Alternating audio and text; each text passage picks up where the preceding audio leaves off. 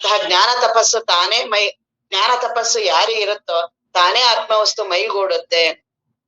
ಈ ನಾನನ್ನ ಸಂಶೋಧನೆ ಮಾಡೋದು ಎಲ್ಲಾ ರೀತಿಯಾಗಿ ನಿಜಗುಣರು ಎಲ್ಲಾ ಸೂತ್ರಗಳಲ್ಲೂ ಅದನ್ನೇ ಹೇಳಿರೋದು. ಬೇರೆ ಬೇರೆ ರೀತಿಯಾಗಿ ಒಬ್ಬೊಬ್ಬರಿಗೆ ಒಂದೊಂದ್ ಸೂತ್ರಗಳು ಇಷ್ಟ ಆಗುತ್ತೆ, ಒಬ್ಬರಿಗೆ ಅರಿವಿನ ಅನುಸಂಧಾನ ಇಷ್ಟ ಆಗುತ್ತೆ, ಒಬ್ಬರಿಗೆ ಇರುವಿನ ಅನುಸಂಧಾನ ಇಷ್ಟ ಆಗುತ್ತೆ, ಕೆಲವರಿಗೆ ಆನಂದ, ಇಡೀ ಜಗತ್ತೆಲ್ಲವೂ ಆನಂದ ಇದೆ, ಇಲ್ಲ ನನ್ನೊಳಗೆ ಆನಂದ. ಆ ರೀತಿಯಾಗಿ ಯಾವ್ದಾರು ರೀತಿಯಾಗ್ಲಿ ನನ್ನ ವ್ಯಕ್ತಿತ್ವವನ್ನ ಕಳ್ಕೊಳ್ಳೋದು, ಈ ಅಹಂಕಾರ, ಜೀವತ್ವ, ಚಿಜ್ಜಡ ಗ್ರಂಥಿ, ಮನಸ್ಸು, ಏನೇನ್ ಹೇಳ್ತೀವಿ ಅದೆಲ್ಲ ಒಂದೇ, ಒಬ್ಬರಿಗೆ ಅದೆಲ್ಲಾ ಹೆಸರುಗಳನ್ನ ಕೊಡ್ತಾ ಇರೋದು. ಹಾಗಾಗಿ ಅಂತಹ ನಾನು ಅಂತ ಏನಿದ್ದೀನಲ್ಲ ನನ್ನ ಸಂಶೋಧನೆ ಮಾಡೋದು. ಅದಕ್ಕೆ ಶಂಕರಾಚಾರ್ಯರು ಅದನ್ನ ನೇತಿ ರೀತಿ ಎಲ್ಲಾರು ಆಗ್ಲಿ, ಇಲ್ಲ ಇತ್ಯಾತ್ಮಕ ಎರಡಿದೆಯಲ್ಲ, ಸರ್ವಾತ್ಮಕ ನೇತ್ಯಾತ್ಮಕ. ನಾನಲ್ಲ, ಇವೆಲ್ಲ ನಾನಲ್ಲ ಅಂದ್ರೆ ಆತ್ಮವಸ್ತುವಿನ ಅನುಭವ ಇಲ್ಲ, ಇರೋದೇ ನಾನು, ಇವ್ಯಾವುದೂ ನನ್ನೊಳಗಿಲ್ಲ, ಅದು ಸರ್ವಾತ್ಮಕ. ಯಾವ್ದು ಸುಲಭ ಆಗುತ್ತೋ ಆ ರೀತಿಯಾಗಿ ಅನುಸಂಧಾನವನ್ನ ಮಾಡೋದು. ಈಗ ಇಲ್ಲಿ ಇವ್ರು ಹೇಳ್ತಿದ್ದಾರೆ ಚಿದಾಭಾಸದ ಕುರುಹು, ಇದು ಅತ್ಯಂತ ಶ್ರೇಷ್ಠವಾದ ನೇರವಾದ ಬ್ರಹ್ಮಜ್ಞಾನ. ಸ್ವಲ್ಪ ಅದ್ರ ಕಡೆ ಲಕ್ಷ್ಯ ಕೊಟ್ರೆ ಸಾಕು, ಬಹಳ ಕಷ್ಟ ಇಲ್ಲ. ಸುಮ್ನೆ ಲಕ್ಷ್ಯ ಕೊಟ್ಟು ಗುರುಗಳು ಹೇಳುವ ರೀತಿಯಲ್ಲಿ ಅದನ್ನ ನಾವು ಕೇಳಲ್ಲ, ಅದಕ್ಕೆ ಅದು ಆತ್ಮಜ್ಞಾನ ಆಗಲ್ಲ. ನಾನು ಆಗ್ಲೇ ನನ್ನ ತಲೆ ಒಳಗಡೆ ಇಟ್ಕೊಂಡೆ ಆತ್ಮಜ್ಞಾನ ಕೇಳ್ತಿರ್ತೀನಲ್ಲ, ಹಾಗಾಗಿ ಆತ್ಮಜ್ಞಾನ ಆಗಲ್ಲ. ಈ ನಾನಂತ ಇದೆಯಲ್ಲ, ಅದಕ್ಕೇನ್ ಸಂಸ್ಕಾರ ಇದೆಯೋ ಅದೇ ರೀತಿ ಆತ್ಮಜ್ಞಾನ ಕೇಳುತ್ತೆ. ಅದಕ್ಕೇನು ಶಾಸ್ತ್ರ ಶಬ್ದಗಳದೆಲ್ಲ ಏನೇನಿದೆಯೋ ಅದೇ ರೀತಿನೇ ಅದು ಹೀಗೆ ಹೇಳ್ಬೇಕು, ಹೀಗೆ ಕೇಳ್ಬೇಕು. ಹಾಗಾಗಿ ಒಂದೇ ಪ್ರವಚನ, ಒಬ್ಬರೇ ಗುರುಗಳು ಅಷ್ಟು ಜನನು ಬೇರೆ ಬೇರೆ ರೀತಿ ಹೇಳ್ತೀವಿ ಅದನ್ನ ಕೇಳಿದ್ರೆ. ಏನ್ ಹೇಳಿದ್ರು ಇವತ್ ಗುರುಗಳು ಹೇಳಿ ಅಂದ್ರೆ ಒಬ್ರು ಹೇಳಿದ್ ಇನ್ನೊಬ್ರು ಹೇಳಲ್ಲ, ಎಷ್ಟು ಆಶ್ಚರ್ಯ. ಹಾಗಾಗಿ ಅದು ನಮ್ಮ ಅಂತಃಕರಣನೇ ಭಿನ್ನ ಇದೆ. ಗುರುಗಳು ಯಾವ ರೀತಿ ಹೇಳ್ತಿದಾರೋ ಅದೇ ರೀತಿ ನನ್ನ ಕೇಳ್ಬೇಕು ಅಂತಿದ್ರೆ ಅದು ಗುರುವಿನ ಅನುಗ್ರಹನು ಇರ್ಬೇಕು. ನಾನು ನಂತನ ಕಳ್ಕೋಬೇಕು ಅನ್ನುವ ನನಗೆ ಪ್ರಾಮಾಣಿಕ ಬಯಕೆ ಇರ್ಬೇಕು. ಬೇಡ ನನ್ನ ಅಹಂಕಾರ, ಬೇಡ ನನ್ನ ಜೀವತ್ವ, ಅದೇನು ಉಪಯೋಗಕ್ಕೆ, ಅದಕ್ಕೇನು ಗೊತ್ತಿಲ್ಲ, ಏನು ಉಪಯೋಗ ಇಲ್ಲ. ಗುರುಗಳು ಏನ್ ಹೇಳ್ತಾರ ಅದು ಅಂತಿಮ ಸತ್ಯ, ನನಗೆ ಆತ್ಮಜ್ಞಾನ ಮಾತ್ರ ಬೇಕು, ಇನ್ನೇನೂ ಬೇಡ ಅನ್ನುವ ಇದೊಂದು ತೀವ್ರ ಇದ್ರೆ ಅವನಿಗೆ ಯಾವ್ದು ಅಡ್ಡಿ ಆತಂಕ ಆಗಲ್ಲ. ಆ ರೀತಿ ಬಯಕೆ ಬರೋದೆ ಬಹಳ ಕೋಟಿ ಜನ್ಮದ ಸುಕೃತ. ಬರ್ಬೇಕಲ್ಲ ಎಲ್ಲರಿಗೂ ಅದು. ಆತ್ಮಜ್ಞಾನನೇ ನನಗೆ ಅಂತಿಮ ಸತ್ಯ, ಅದನ್ನ ಪಡಿಬೇಕು, ಇನ್ನೇನು ಬೇಡ ಅಂತ ಅನ್ಸೋದ್ ಬಹಳ ಕಷ್ಟ. ಮೊದಲು ಪ್ರಾರಂಭ ಬಂದಾಗ ಅನ್ಸಿರತ್ತೆ, ತುಂಬಾ ಜನ ಎಲ್ಲರಿಗೂ ಅನ್ಸುತ್ತೆ, ಮುಮುಕ್ಷತ್ವ ಬರುತ್ತೆ, ಏನು ಶ್ರವಣಾದಿಗಳನ್ನ ಕೇಳಿದಾಗ ಮಾಡಿದಾಗ, ಇಲ್ಲ ಆತ್ಮಜ್ಞಾನವನ್ನು ಪಡಿಬೇಕು, ಏಟ್ಗಳು ಬಿದ್ದಾಗ ಮಾಡಿದಾಗ ಎಲ್ಲ. ಆದ್ರೆ ಬೇಗ ಅದಕ್ಕೆ ಹೊರಟೋಗುತ್ತೆ. ರಜನೀಶ್ ಅವರು ಅದಕ್ಕೆ ಬಹಳ ಚೆನ್ನಾಗಿ ಹೇಳ್ತಾರೆ, ಓಶೋ ಅವರು. ಪ್ರಾರಂಭದಲ್ಲಿ ನಾವು ಆತ್ಮಜ್ಞಾನ ಪಡಿಬೇಕು ಅಂತಾನೆ ತೀವ್ರವಾಗಿ ಬರ್ತೀವಂತ, ಆತ್ಮಜ್ಞಾನ ಬಿಟ್ಟು ಬೇರೆ ಏನು ಬೇಡ ಬೇಡ ಅಂತ ತೀವ್ರವಾಗಿ ಬರ್ತೀವಿ. ಬರ್ತಾ ಬರ್ತಾ ನಿಧಾನಕ್ಕೆ 2ನೇ ಸ್ಥಾನಕ್ಕೆ ಹೋಗುತ್ತಂತ. ಮೊದ್ಲು ಇದನ್ನ ಮುಗಿಸ್ಬಿಡೋಣ, ಆಮೇಲೆ ಮೊದ್ಲು ಇದನ್ನ ಮುಗಿಸೋಣ, ಹೀಗೆ ಮಾಡ್ತಾ ಮಾಡ್ತಾ ಮಾಡ್ತಾ ಆತ್ಮಜ್ಞಾನ ಕೊನೆಗೆ ಹೋಗುತ್ತೆ. ಸಂಸಾರದ ಸಮಸ್ಯೆಗಳು ಮೊದ್ಲು ಬಂದಿಲ್ಲತ್ತೆ. ಮಾಡಲ್ಲ ಅಂತ ಅಲ್ಲ, ಕೊನೆಯಲ್ಲಿದೆ ಅದು. ನಾವೇನ್ ಅದಕ್ಕೆ ಕಡೆಗಣಿಸಿಲ್ಲ ಅಂತಿಲ್ಲ, ಅದ್ರ ಮೇಲ್ ಪ್ರೀತಿ ಇಲ್ಲ ಅಂತಲ್ಲ, ಇದೆ. ಇವೆಲ್ಲವೂ ಮುಗಿದ ಮೇಲೆ ಅದು ಅಂತ. ಹಾಗಾಗಿ ಆತ್ಮಜ್ಞಾನ ಆಗೋದು ಬಹಳ ಕಷ್ಟ. ಈ ಮುಮುಕ್ಷತ್ವ ಉಳಿಸ್ಕೊಳ್ಳೋದು ಬಹಳ ಕಷ್ಟ. ಅದಕ್ಕೆ ಗುರುವಿನ ಅನುಗ್ರಹ ಬೇಕೇ ಬೇಕು. ಹಗಲಿರುಳು ಗುರು ಭಕ್ತಿ ಯಾರಿಗಿರುತ್ತೋ ಅಂತವರಿಗೆ ಆತ್ಮಜ್ಞಾನ. ಹಾಗಾಗಿ ಆ ಗುರುಭಕ್ತಿನ ಹಗಲಿರುಳು ನನಗೆ ಪ್ರಾಪಂಚಿಕದ ಸಾಕು, ನನಗೆ ಅವುಗಳು ಬಹಳ ತೀವ್ರವಾದ, ನನ್ನೊಳಗೆ ಅದು ನನ್ನನ್ನ ಬಹಳ ಕಾಡುತ್ತೆ ಅಂತ ನನಗೆ ಗೊತ್ತಿರ್ಬೇಕು. ನನಗೆ ದುಡ್ಡಿಂದು ಬಹಳ ಕಾಡುತ್ತೆ, ನನಗೇನು ಇಲ್ಲ ಅಂತ ಅನ್ಕೊಳ್ಳೋ ಬಹಳ ಮೂರ್ಖರಿದೀವಿ. ನಾ ಸಾಧಕನೇ ಅಲ್ಲ. ಸಾಧಕ ಅಂತ ಯಾರಿರ್ತಾರಲ್ಲ ಅವನಿಗೆ ಸಮಸ್ಯೆಗಳು, ಅವನಿಗೆ ಗ್ರಂಥಗಳು, ಅವನಿಗೆ ಶಾಸ್ತ್ರಗಳು, ಅವರಿಗೆ ಉಪದೇಶಗಳು. ಜ್ಞಾನಿಗಳಿಗೆ ಬೇಕಾಗಿಲ್ಲ, ಜ್ಞಾನಿಗಳಿಗೆ ಯಾವುದೂ ಗ್ರಂಥಗಳು ಬೇಕಾಗಿಲ್ಲ. ಇನ್ನ ಮೂಢನಿಗೂ ಬೇಕಾಗಿಲ್ಲ. ಬೇಕಾಗಿರೋದು ಯಾರು ಹೊರಟಿದಾರಲ್ಲ ಅವರಿಗೆ. ಯಾರು ನಡಿಬೇಕು ಅಂತ ಹೊರಡ್ತಾನಲ್ಲ ಅವನಿಗೆ ಬೀಳೋದು, ಅವನಿಗೆ ಸಮಸ್ಯೆಗಳು. ಹಾಗಾಗಿ ನನಗೆ ಅದನ್ನ ಪ್ರಾಮಾಣಿಕವಾಗಿ ಗುರುಗಳ ಹತ್ರ ಹೇಳಲೇಬೇಕು. ನನಗೆ ಕಾಮದ ಬಯಕೆ, ನನಗೆ ಕ್ರೋಧದ ಬಯಕೆ, ನನಗೆ ಸಂಸಾರದ ವಿಪರೀತ ಎಲ್ಲಾ ಆಲೋಚನೆಗಳು ನನಗ್ ಬೇಡ ಅಂದ್ರೂ ಅವುಗಳನ್ನ ನನಗೆ ಬಿಡಕ್ಕಾಗಲ್ಲ. ನನಗೆ ಅವನ ಪ್ರಾಮಾಣಿಕವಾಗಿ ಬೇಡ್ಕೋಬೇಕು ಗುರುವಿನ ಹತ್ರ. ಗುರುಗಳಿಗೆ ಯಾವ ದೊಡ್ಡ ಕಷ್ಟ ಇವೆಲ್ಲನೂ ಹೋಗೋದು, ಇಡೀ ಜೀವತ್ವವನ್ನೇ ಹೋಗ್ಸು ದೇವ್ರಿಗೆ ಯಾವ್ದಾರ ಕಷ್ಟ ಇರುತ್ತಾ? ಆದ್ರೆ ನಾವ್ ಹೇಳ್ಕೋಬೇಕು ಅಂತಿರಲ್ಲ. ನಮಗ್ ಬಹಳ ದೊಡ್ಡ ಸಾಧಕರು ನಾವು. ಗುರುಗಳ ಹತ್ರ ಎಲ್ಲ ಸಂಸಾರದ್ ಮಾತಾಡಬಾರ್ದು, ಇವನ್ ಉದ್ಧಾರ ಆಗುವ ಆ ಲಕ್ಷ್ಯನೇ ಅಲ್ಲ ಅದು.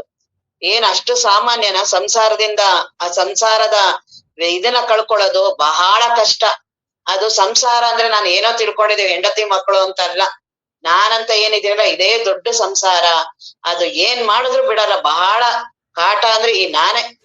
ಈ ನಾನಂದ್ರೆ ಏನು ಅಂತ ಗೊತ್ತಿಲ್ಲ, ನಾನು ಅದ್ರ ವಶ ಆಗಿದ್ದೀನಿ. ಬ್ರಹ್ಮ ಭೂತ ಇದ್ದಂಗೆ ಅದು. ಅದನ್ನ ಬಿಡಿಸ್ಬೇಕಂದ್ರೆ ಬಹಳ ಗುರುಗಳ ಸಾನ್ನಿಧ್ಯ ಬೇಕು. ನಾನು ಹಗಲಿರುಳು ಜ್ಞಾನ ತಪಸ್ ಮಾಡ್ಲೇಬೇಕು.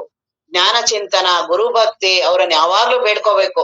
ಗುರುಗಳೇ ನನ್ನ ಇದರಿಂದ ನನಗಿದನ್ನ ಬಯಕೆ ಕಡಿಮೆ ಆಗದೆ ಇರೋ ಹಾಗೆ ಮಾಡಿ, ಪ್ರಪಂಚದ್ದು ಬಹಳ ತೀವ್ರ ಘಟನೆಗಳು, ಸಂಸಾರದ ಬಹಳ ಮೋಹ ಮಮಕಾರಗಳು ನನ್ನನ್ನ ಕಾಡ್ತಾ ಇದೆ ಅಂತ ಅಳಬೇಕು. ಅದ ಅಳದು ನಾವೇನೋ ದುರ್ಬಲ ಸಂಕೇತ ಅನ್ಕೊಂಡಿದೀವಿ. ದುರ್ಬಲ ಅಲ್ಲ. ಯಾರು ದೇವರಿಗಾಗಿ ಹೇಳ್ತಾರೆ ಅವರು ದುರ್ಬಲ ಇರ್ತಾರ. ಹೆಂಡತಿಗಾಗಿ ಹೇಳೋವನು ದುರ್ಬಲ. ಗಂಡನ್ಗಳ್ತವೆ, ಮಕ್ಳುಗಳ್ತಾರೆ, ದುಡ್ಡುಗಳವ್ರು, ಅವರೆಲ್ಲರೂ ಕಡಿಮೆ, ಅವರು ದುರ್ಬಲರು. ದೇವರಿಗಾಗಿ ರಾಮಕೃಷ್ಣ ಪರಮಹಂಸರು ಹಗಲಿರುಳು ಅಳ್ತಿದ್ರು, ಪ್ರಾರ್ಥನಾ ಮಾಡ್ತಿದ್ರು. ಕಾಣಿಸಿಲ್ಲ, ನನ್ ಹೋಯ್ತು ಒಂದು ದಿನ. ಬಹಳ ಆ ರೀತಿ ಇರ್ಬೇಕು ನಾವು. ಆ ರೀತಿ ಮಾಡಿದಾಗ ಗುರುವಿಗೆ ತಾನೇ ಕರುಣೆ.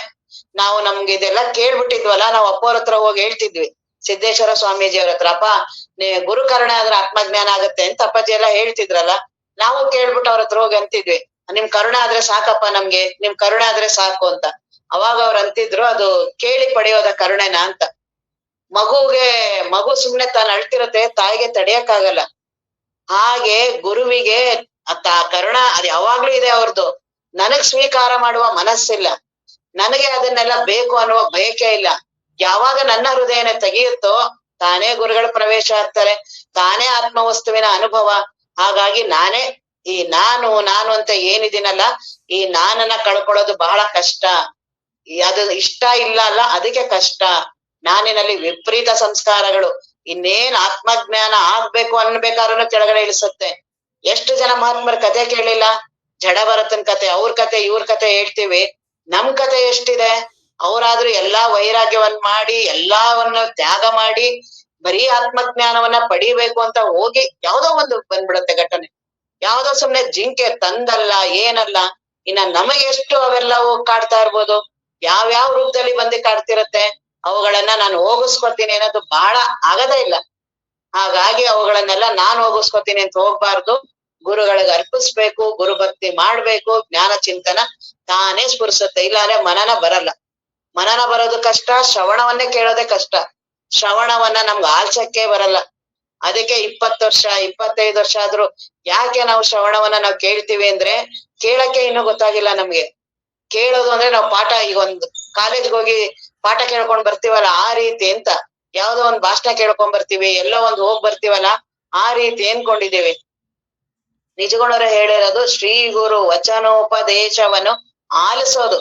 ಆಲಿಸೋದಂದ್ರೆ ಏನು? ಆಲಿಸ್ಬೇಕಾದ್ರೆ ನನ್ ಪ್ರಜ್ಞೆ ನನಗೆ ಇರೋದಿಲ್ಲ, ನನಗೆ ದೇಹ ಪ್ರಜ್ಞೆ ಇರಲ್ಲ. ಯಾವ್ದೋ ನನಗೆ ಬಹಳ ಈ ಮೊಬೈಲ್ ಇದೆಯಲ್ಲ ಸಾಕಲ್ಲ. ಮೊಬೈಲ್ ಅಲ್ಲಿ ಏನು ತನ್ಮಯತೆ ಬಂತು ಅಂದ್ರೆ, ಯಾರ್ ಬಂದ್ರು ಕತ್ತೆ ಇತ್ತಲ್ಲ, ಯಾರ್ ಬರ್ಲಿ ಹೋಗ್ಲಿ ಏನಾಗ್ಲಿ ಏನು ಮತ್ ಸಮಯದ ಅರಿವು ಇಲ್ಲ ನನಗೆ. ಹಾಗಾಗಿ ಅಂತ ವಿಷಯ ವಸ್ತುಗಳಲ್ಲಿ ಇದೆಯಲ್ಲ, ಅದು ದೇವರಿಗೆ ಬರ್ಬೇಕು, ಜ್ಞಾನಕ್ಕಾಗಿ. ಹೊರಗಡೆ ಮಾಡಕ್ ಬರ್ಲಿಲ್ಲ ಅಲ್ಲ, ಮೊದಲು ಶ್ರವಣದಲ್ಲೇ ಪ್ರವಚನದಲ್ಲೇ ಕಲಿಬೇಕು. ಅದನ್ನ ಶ್ರವಣದಲ್ಲೇ ತನ್ಮಯತೆಯಿಂದ ಬರ್ತಾನೆ ಅದನ್ನ ಪ್ರಾರ್ಥನಾ ಮಾಡ್ಕೊ ಬರ್ಬೇಕು. ಇವತ್ತು ನನಗೆ ಆತ್ಮಜ್ಞಾನ ಆಗ್ಬೇಕು, ನನ್ಗೆ ಯಾಕೆ ನಿಧಾನ ಮಾಡ್ತಿರೋದು? ಯಾಕೆ ನಾಳೆಗೆ ಅಂತ ಹೋಗ್ತಿರೋದು? ಯಾಕೆ ನಾನು ಉಳಿಸ್ಕೊತಾ ಇದ್ದೀನಿ? ಏನು ಈ ಶಾಸ್ತ್ರಗಳನ್ನ ಕಲಿಯಕ್ ಉಳಿಸ್ಕೊಂಡಿದ್ದೀನ? ಶಾಸ್ತ್ರಗಳು ಹೇಳ್ಬೇಕಾಗಿದೆ ಯಾರಿಗಾರು? ಇಲ್ಲ ದಿನಾ ತಳ್ಕೊಂಡ್ ಹೋಗ್ತೀನಲ್ಲ, ಯಾವ ಗ್ಯಾರಂಟಿ? ಯಾವ್ದ್ರ ಮೇಲೆ ಅಷ್ಟೊಂದು ಭರವಸೆ? ಯಾವ ಕ್ಷಣದಲ್ಲಿ ಏನ್ ಬೇಕಾದ್ರೂ ಆಗುತ್ತಲ್ಲ, ಯಾಕೆ ಅಷ್ಟೊಂದು ನಾನು ಅದನ್ನ ಆರಾಮಾಗೆ ಇವತ್ ಬೇಡ, ಇವತ್ ಬರೀ ಸುಮ್ನೆ ಕೇಳೋಣ ಮಾಡೋಣ, ಯಾಕೆ ಅಷ್ಟೊಂದು ಉದಾಸೀನ ದೇವರ ಬಗ್ಗೆ? ಬಹಳ ತಾಪ ಆಗತ್ತೆ, ಕೊನೆಗ್ ಗೊತ್ತಾಗತ್ತೆ ಏನೂ ಮಾಡಕ್ಕಾಗಲ್ಲ, ಕೈ ಎತ್ಬಿಟ್ಟಿರುತ್ತೆ. ಮುಗೀತು ಸಮಯವನ್ನ ಈಗ ನಾನ್ ಸಮಯ ಕಳೆದಿದ್ದೀನಲ್ಲ, ಮುಂದೆ ಅದ್ ಹೇಳುತ್ತೆ ನೀನ್ ಎಷ್ಟು ಚೆನ್ನಾಗಿರೋ ಸಮಯನ ದಿನಕ್ಕೆ ನನಗೆ 17 ಗಂಟೆ ಇದೆ ಎಚ್ಚರ. 17 ಗಂಟೆ ಎಷ್ಟು ಅದನ್ನ ನಾನು ಮನನಕ್ಕೆ ಬಳಸಿದೀನಿ, ಎಷ್ಟು ಅದು ನಾನು ನಿಧಿಧ್ಯಾಸನಕ್ಕೆ ದೇವರಿಗೆ ಬಳಸಲ್ಲ, ಬರೀ ವಿಪರೀತ ಸಂಸಾರಕ್ಕೆ ಬಳಸಿ ಇಲ್ಲಿ ಬಂದ್ ಕುತ್ಕೊಂಡು ನಾನು ಪ್ರವಚನ ಕೇಳ್ತೀನಿ ಅಂದ್ರೆ ಮೈ ಹೂಡೋದ್ ಹೇಗಿದೆ? ಅದು ಯಾವ್ದಾದ್ರು ಒಂದು ಅಭ್ಯಾಸವನ್ನ ಮಾಡೋರು ಅದನ್ನ ಹಗಲಿರುಳು ಮಾಡ್ತಾರಲ್ಲ, ಅದನ್ನೆಲ್ಲಾನು 20 ಗಂಟೆ 22 ಗಂಟೆ ನಿದ್ದೆ ಏನೂ ಅಲ್ಲ. ಅದಕ್ಕೆ ಅಬ್ದುಲ್ ಕಲಾಂ ಅವರೆಲ್ಲ ಹೇಳ್ತಿರ್ತಾರೆ, ಅವ್ರು ಬರೀ 3 ಗಂಟೆ ಟೈಮ್ ನಿದ್ದೆ ಮಾಡ್ತಾ ಇದ್ದಿದ್ದು. ವಿಜ್ಞಾನಿಗಳು, ಸಂಶೋಧಕರು, ಅವ್ರಿಗೆ ನಿದ್ರೆ ಬರಲ್ಲ. ಯಾಕೆ? ಆ ಸಂಶೋಧನೆ ಅಷ್ಟು ಅವರಿಗೆ ತಲೆ ಇದ್ರಲ್ಲಿ ಎಲ್ಲದ್ರಲ್ಲಿ. ನಮಗೆಲ್ಲಿ ಅದು? ನಮ್ಗೆ ಒಂದು ದಿನ ನಾವು ಜ್ಞಾನ ಚಿಂತನೆಯಿಂದ ನಿದ್ರೆ ಹೋಗಿದೆ ಅಂತಿದ್ಯಾ? ಆ ರೀತಿ ಆದ್ವಿ ಅಂದ್ರೆ ಉದ್ಧಾರ ಆದ್ವಿ ಅಂತ ಆಯ್ತು. ಗುರುಕರುಣೆ ಕೋಟಿ ಜನ್ಮದ ಸುಕೃತ ಒದಕ್ ಬಂತು. ಇನ್ಯಾವ ಸಾಧನೆಗಳು, ಅವ್ರಿಗೆ ಯಾವ ಸಾಧನೆಗಳು? ತೀವ್ರವಾದ ಮೋಕ್ಷ ಇರೋನಿಗೆ ಯಾವ ಸಾಧನೆಗಳು ಬೇಡ. ನನಗ್ ತೀವ್ರ ಇಲ್ವಲ್ಲ, ಇವತ್ತು ಕೇಳೋಣ, ನಾಳೆನು ಕೇಳೋಣ, ನಾಡಿದ್ದು ಕೇಳೋಣ, ಒಳ್ಳೇದಿದು, ಏನ್ ಪುಣ್ಯ ಮಾಡಿದೀನಿ, ಗುರುಗಳು ನನ್ಗೆ ಅನುಗ್ರಹ ಮಾಡಿದ್ದಾರೆ, ನಿನಗೆ ನೀನೇ ಮೋಸ ಮಾಡ್ಕೋತಾ ಇದೀಯಾ? ಯಾಕೆ ಈ ಕ್ಷಣ ಏನಾಗಿದೆ ನಿನಗೆ? ಆತ್ಮ ತುಂಬಾ ಬಹಳ ನೀನ್ ಪಂಡಿತ, ತುಂಬಾ ಜ್ಞಾನಿ, ಎಲ್ಲಾ ತಿಳ್ಕೊಂಡಿದೀನಿ, ಎಲ್ಲಾ ಗೊತ್ತಿದೆ, ಗುರುವಿನ ಅನುಗ್ರಹ, ಏನ್ ಸಿದ್ದೇಶ್ವರ ಸ್ವಾಮೀಜಿ ಅವ್ರು ಗೊತ್ತು ನಿಂಗೆ, ಸಿದ್ಧಾರೂಢ್ ಗೊತ್ತು, ಇಡೀ ಗ್ರಂಥ ಎಲ್ಲ ಗೊತ್ತು, ಮಾತಾಡ್ತೀಯ, ಹೇಳ್ತೀಯ, ಉದಾಹರಣೆಗಳು ಅವ್ರದು ಇವ್ರದು ಎಲ್ಲಾ ಹೇಳ್ತೀಯಲ್ಲ, ಯಾಕೆ ಆತ್ಮಜ್ಞಾನ ಮಾಡ್ಕೊಂಡಿಲ್ಲ? ಒಂದೇ ಒಂದ್ ಯಾವ್ದಾದ್ರು ದುಃಖ ಹೋಗಿದ್ಯಾ ನಿನಗೆ? ದೇಹದ ಅನುಭವ ಹೋಗಿದೆ, ಇದೇ ತುಂಬಾ ಅತ್ಯಂತ ಮುಖ್ಯ. ದೇಹದ ಅನುಭವ ಹೋಗೋದೇ ಅತ್ಯಂತ ಮುಖ್ಯ. ಇದೇ ಎಲ್ಲಾ ಭವಬಂಧನಕ್ಕೂ ಕಾರಣ ಆಗಿರೋದು. ಈ ಕ್ಷಣ, ಈ ಜನ್ಮ ಮುಗೀತು, ಯಾವಾಗ ಹೋಗುತ್ತೆ ಗೊತ್ತಿಲ್ಲ. ನೋಡಿದ್ವಲ್ಲ ನೆನ್ನೆ ಮೊನ್ನೆ, ಅದ್ ಯಾರೋ ಟಿವಿ ಇದ್ರವ್ರು, ಕ್ಷಣ ಮಾತ್ರ, ಅವನೇನ್ ಚಿಕ್ಕವರೇನೆ, ಬಹಳ ಆರೋಗ್ಯವಂತ, ಏನೂ ಆಗಿಲ್ಲ, ಬಹಳ ಚೆನ್ನಾಗಿ ಪಟ್ಟಂತವ್ರು. ಸುಮ್ನೆ ಜಗತ್ತವರೆಲ್ಲ ಏನಾದ್ರು ಮಾತಾಡ್ಲಿ, ಅಳ್ಳಿ ಹೇಳ್ಲಿ, ಅವ್ನು ಓದ ಅಲ್ಲ, ಅವನು ಎಲ್ಲಿ ಹೋದ? ನಾವ್ ಇಲ್ಲಿಂದ ಏನೇನೋ ಹೇಳ್ಬೋದು, ಆದ್ರೆ ಓದ್ನಲ್ಲ, ಮುಗೀತಲ್ಲ. ಇನ್ನ ಅವ್ನ್ ಬಂದ್ ಭೇಟಿ ಆಗಂಗಿಲ್ಲ ಅವ್ರನ್ನ. ಇನ್ನ ನಾವೇ ಆಗ್ಲಿ, ಈಗ ನಮ್ಗೆ ಏನ್ ಈಗಿದೆ ಕೇಳ್ತಾನೆ ಹೋಗ್ಬೋದು. ಅದಕ್ಕೇನ್ ನಿಯಮ ಇಲ್ಲ, ಅದಕ್ಕೆ ಸಾವಿಗೆ ಯಾವ್ದು ನಿಯಮ ಇಲ್ಲ, ಕಾಲಕ್ಕೆ ಯಾವ್ದು ನಿಯಮ ಇಲ್ಲ, ಬಹಳ ನಿರ್ದಾಕ್ಷಣ್ಯ ಅದು. ಅದರ ವಶದಲ್ಲಿ ನಾನು ಇದೀನಿ. ಅದ್ ಬಹಳ ಎಚ್ಚರಿಕೆ ಇರ್ಬೇಕಲ್ಲ ಪ್ರತಿ ಕ್ಷಣ. ನನಗೆ ಆತ್ಮಜ್ಞಾನ ಪಡಿಬೇಕನ್ನುವ ತೀವ್ರತೆ ಇರ್ಬೇಕಲ್ಲ. ಅದು ಬಹಳ ಯಾರಿಗ್ ಕಡಿಮೆ ಆಗತ್ತೆ, ಬಹಳ ಕಷ್ಟ. ಎಲ್ಲಿ ಹೋಗ್ತೀವಿ ಗೊತ್ತಿಲ್ಲ, ಮರೆಯಾಗ್ಬಿಡ್ತೀವಿ. ಗುರುಗಳು ನಮ್ಮ ಮೇಲೆ ಬಹಳ ಭರವಸೆ ಇಟ್ಕೊಂಡಿರ್ತಾರೆ, ಬಹಳ ಆಸೆ ಅವರಿಗೆ, ಉದ್ಧಾರ ಆಗ್ಲಿ ಅಂತ. ಅವರು ನಮ್ಗೆ ಎಷ್ಟು ಅನುಗ್ರಹ. ಏನು 35 ಲಕ್ಷ ಜನ ನಮ್ಮ ಅಪ್ಪವ್ರಿಗೆ ಸೇರ್ತಿದ್ರು, ಆದ್ರೂ ಸಹ ನಮ್ ಒಬ್ಬೊಬ್ಬರಿಗೂ ಸಹ ನಮಗ್ ಬಹಳ ತುಂಬಾ ನನಗೆ ಹೇಳ್ತಿದ್ದಾರೆ ಅಂತ. ಅಷ್ಟು ಕರುಣೆ ಅವರಿಗೆ. ಕೊನೆಯವರಿಗೆ ದೇಹ ಅವ್ರಿಗೆ ಆಗ್ತಿಲ್ಲ, ಆಹಾರ ಬಿಟ್ಟಿದ್ದಾರೆ. 27 ದಿನ ಅವ್ರ ಆಹಾರ ಇಲ್ಲ, 27-28 ದಿನ ಆಹಾರ ಇಲ್ಲ, ದೇಹ ಬಹಳ ಶಿಥಿಲ, ಒಂದು ದಿನ ನೋವು ಅನ್ಲಿಲ್ಲ ಅವ್ರ ಅದನ್ನ. ಆಗ್ಲೂ ಸಹ ಬರೀ ಉದ್ಧಾರ ಆಗ್ಲಿ, ಎಲ್ಲಾರು ಬರ್ಲಿ ಅಂತ 27 ದಿನ ಬರೀ ಅದಕ್ಕೆ ಅವ್ರು ಇಟ್ಟಿದ್ರು. ಯಾಕೆ? ಎಲ್ಲಾರು ಉದ್ಧಾರ ಆಗ್ಲಿ ಅಂತ. ಅಂತಹ ಗುರುಗಳನ್ನ ನಾವು ತಿರಸ್ಕಾರ ಮಾಡಿ, ಅವರ ಮಾತನ್ನ ನಾವು ಉಪೇಕ್ಷೆ ಮಾಡಿ ಜೀವನ ಮಾಡ್ತೀವಲ್ಲ, ನಮ್ದೊಂದ್ ಜೀವನನ ನಮ್ದು. ಆದ್ರೆ ಹೇಳ್ತೀವಿ ನಾವು ಜ್ಞಾನಕ್ಕಾಗಿ, ಇದಕ್ಕಾಗಿ. ಯಾಕೆ ಪಡೆಯಲ್ಲ ನಾನು? ಈ ಕ್ಷಣದಲ್ಲಿ ಯಾಕೆ? ಏನ್ ಕಟ್ಟಾಕದಿದೆ ಆತ್ಮಜ್ಞಾನ ಪಡೀದೆ? ಅದನ್ನ ಬಿಟ್ಟು ಬೇರೆ ಏನಿದೆ ಜಗತ್ತಲ್ಲಿ? ಯಾಕೆ ನಾನು ಅದಕ್ಕೆ ತೀವ್ರತೆ ಮಾಡೋದಿಲ್ಲ? ಯಾಕೆ ಬಹಳ ಎಲ್ಲದಕ್ಕೂ ಮಹತ್ವ ಕೊಡ್ತೀನಿ ನಾನು? ಯಾವ್ದು ಬೆಲೆ ಕೊಡಲ್ಲ ನಿನ್ಗೆ, ಅವ್ರು ಯಾರು ಬೆಲೆ ಕೊಡಲ್ಲ. ಯಾರಿಗಾಗಿ ನೀನು ಹಗಲಿರುಳು ಮಾಡ್ತಿದ್ಯಲ್ಲ, ನೀನ್ ಯಾವ್ದು ಓದು ಮಾಡಿದ್ದು, ರ್ಯಾಂಕ್ ಬಂದಿದ್ದು, ಯಾವ್ದು ಇಡೀ ಜಗತ್ತೇ ನಿನ್ಗೆ ಯಾರು ಬರಲ್ಲ. ನಿನ್ನ ಕಷ್ಟದ ಸಮಯದಲ್ಲಿ, ನಿನ್ನ ತಾಪದ ಸಮಯದಲ್ಲಿ, ದೇಹ ಬಹಳ ಶಿಥಿಲ ಆದಾಗ ಯಾರೂ ಬರಲ್ಲ. ಇಡೀ ಜಗತ್ತು ಯಾವ್ದು ಇವಾಗ ಸೊಸೆ ಹಂಗಂದ್ರು, ಮಗ ಹಿಂಗಂದ, ಹಿಂಗಂದ್ರು, ಮೊಮ್ಮಕ್ಳದು ಅವ್ರದ್ದು, ಒಬ್ರು ನಿನ್ ಸಹಾಯಕ್ ಬರಲ್ಲ. ಇದ್ ಯಾವಾಗ್ಲೂ ತಲೆಲಿರ್ಲಿ. ಇಡೀ ಜಗತ್ತಲ್ಲಿ ಎಲ್ಲಾರ್ದು ಅದೇ, ಅವ್ರಿಗಾಗಿದೆ, ನನ್ಗಂಗಾಗಲ್ಲ ಅಂತ ತಿಳ್ಕೊಬೇಡ. ಎಲ್ಲರಿಗೂ ಆಗತ್ತೆ. ಅದು ಒಳಗಡೆ ಬಹಳ ಗಟ್ಟಿ ಇದೆ ಮೋಹ ಮಮಕಾರಗಳು. ಸುಮ್ನೆ ಇವೆಲ್ಲ ಬರೀ ಕೇಳಿ ಮಾಡಿ ಇವುಗಳಿಂದ ಅದು ಹೋಗೋದಿಲ್ಲ. ತೀವ್ರವಾದ ಸಾಧನೆಯಲ್ಲಿ ತೊಡಗ್ಲೇಬೇಕು, ತೀವ್ರವಾಗಿ ಅದರಲ್ಲಿ ಮುಳುಗ್ಲೇಬೇಕು. ಗುರುಭಕ್ತಿ ಅಂತೂ ಬೇಕೇ ಬೇಕು.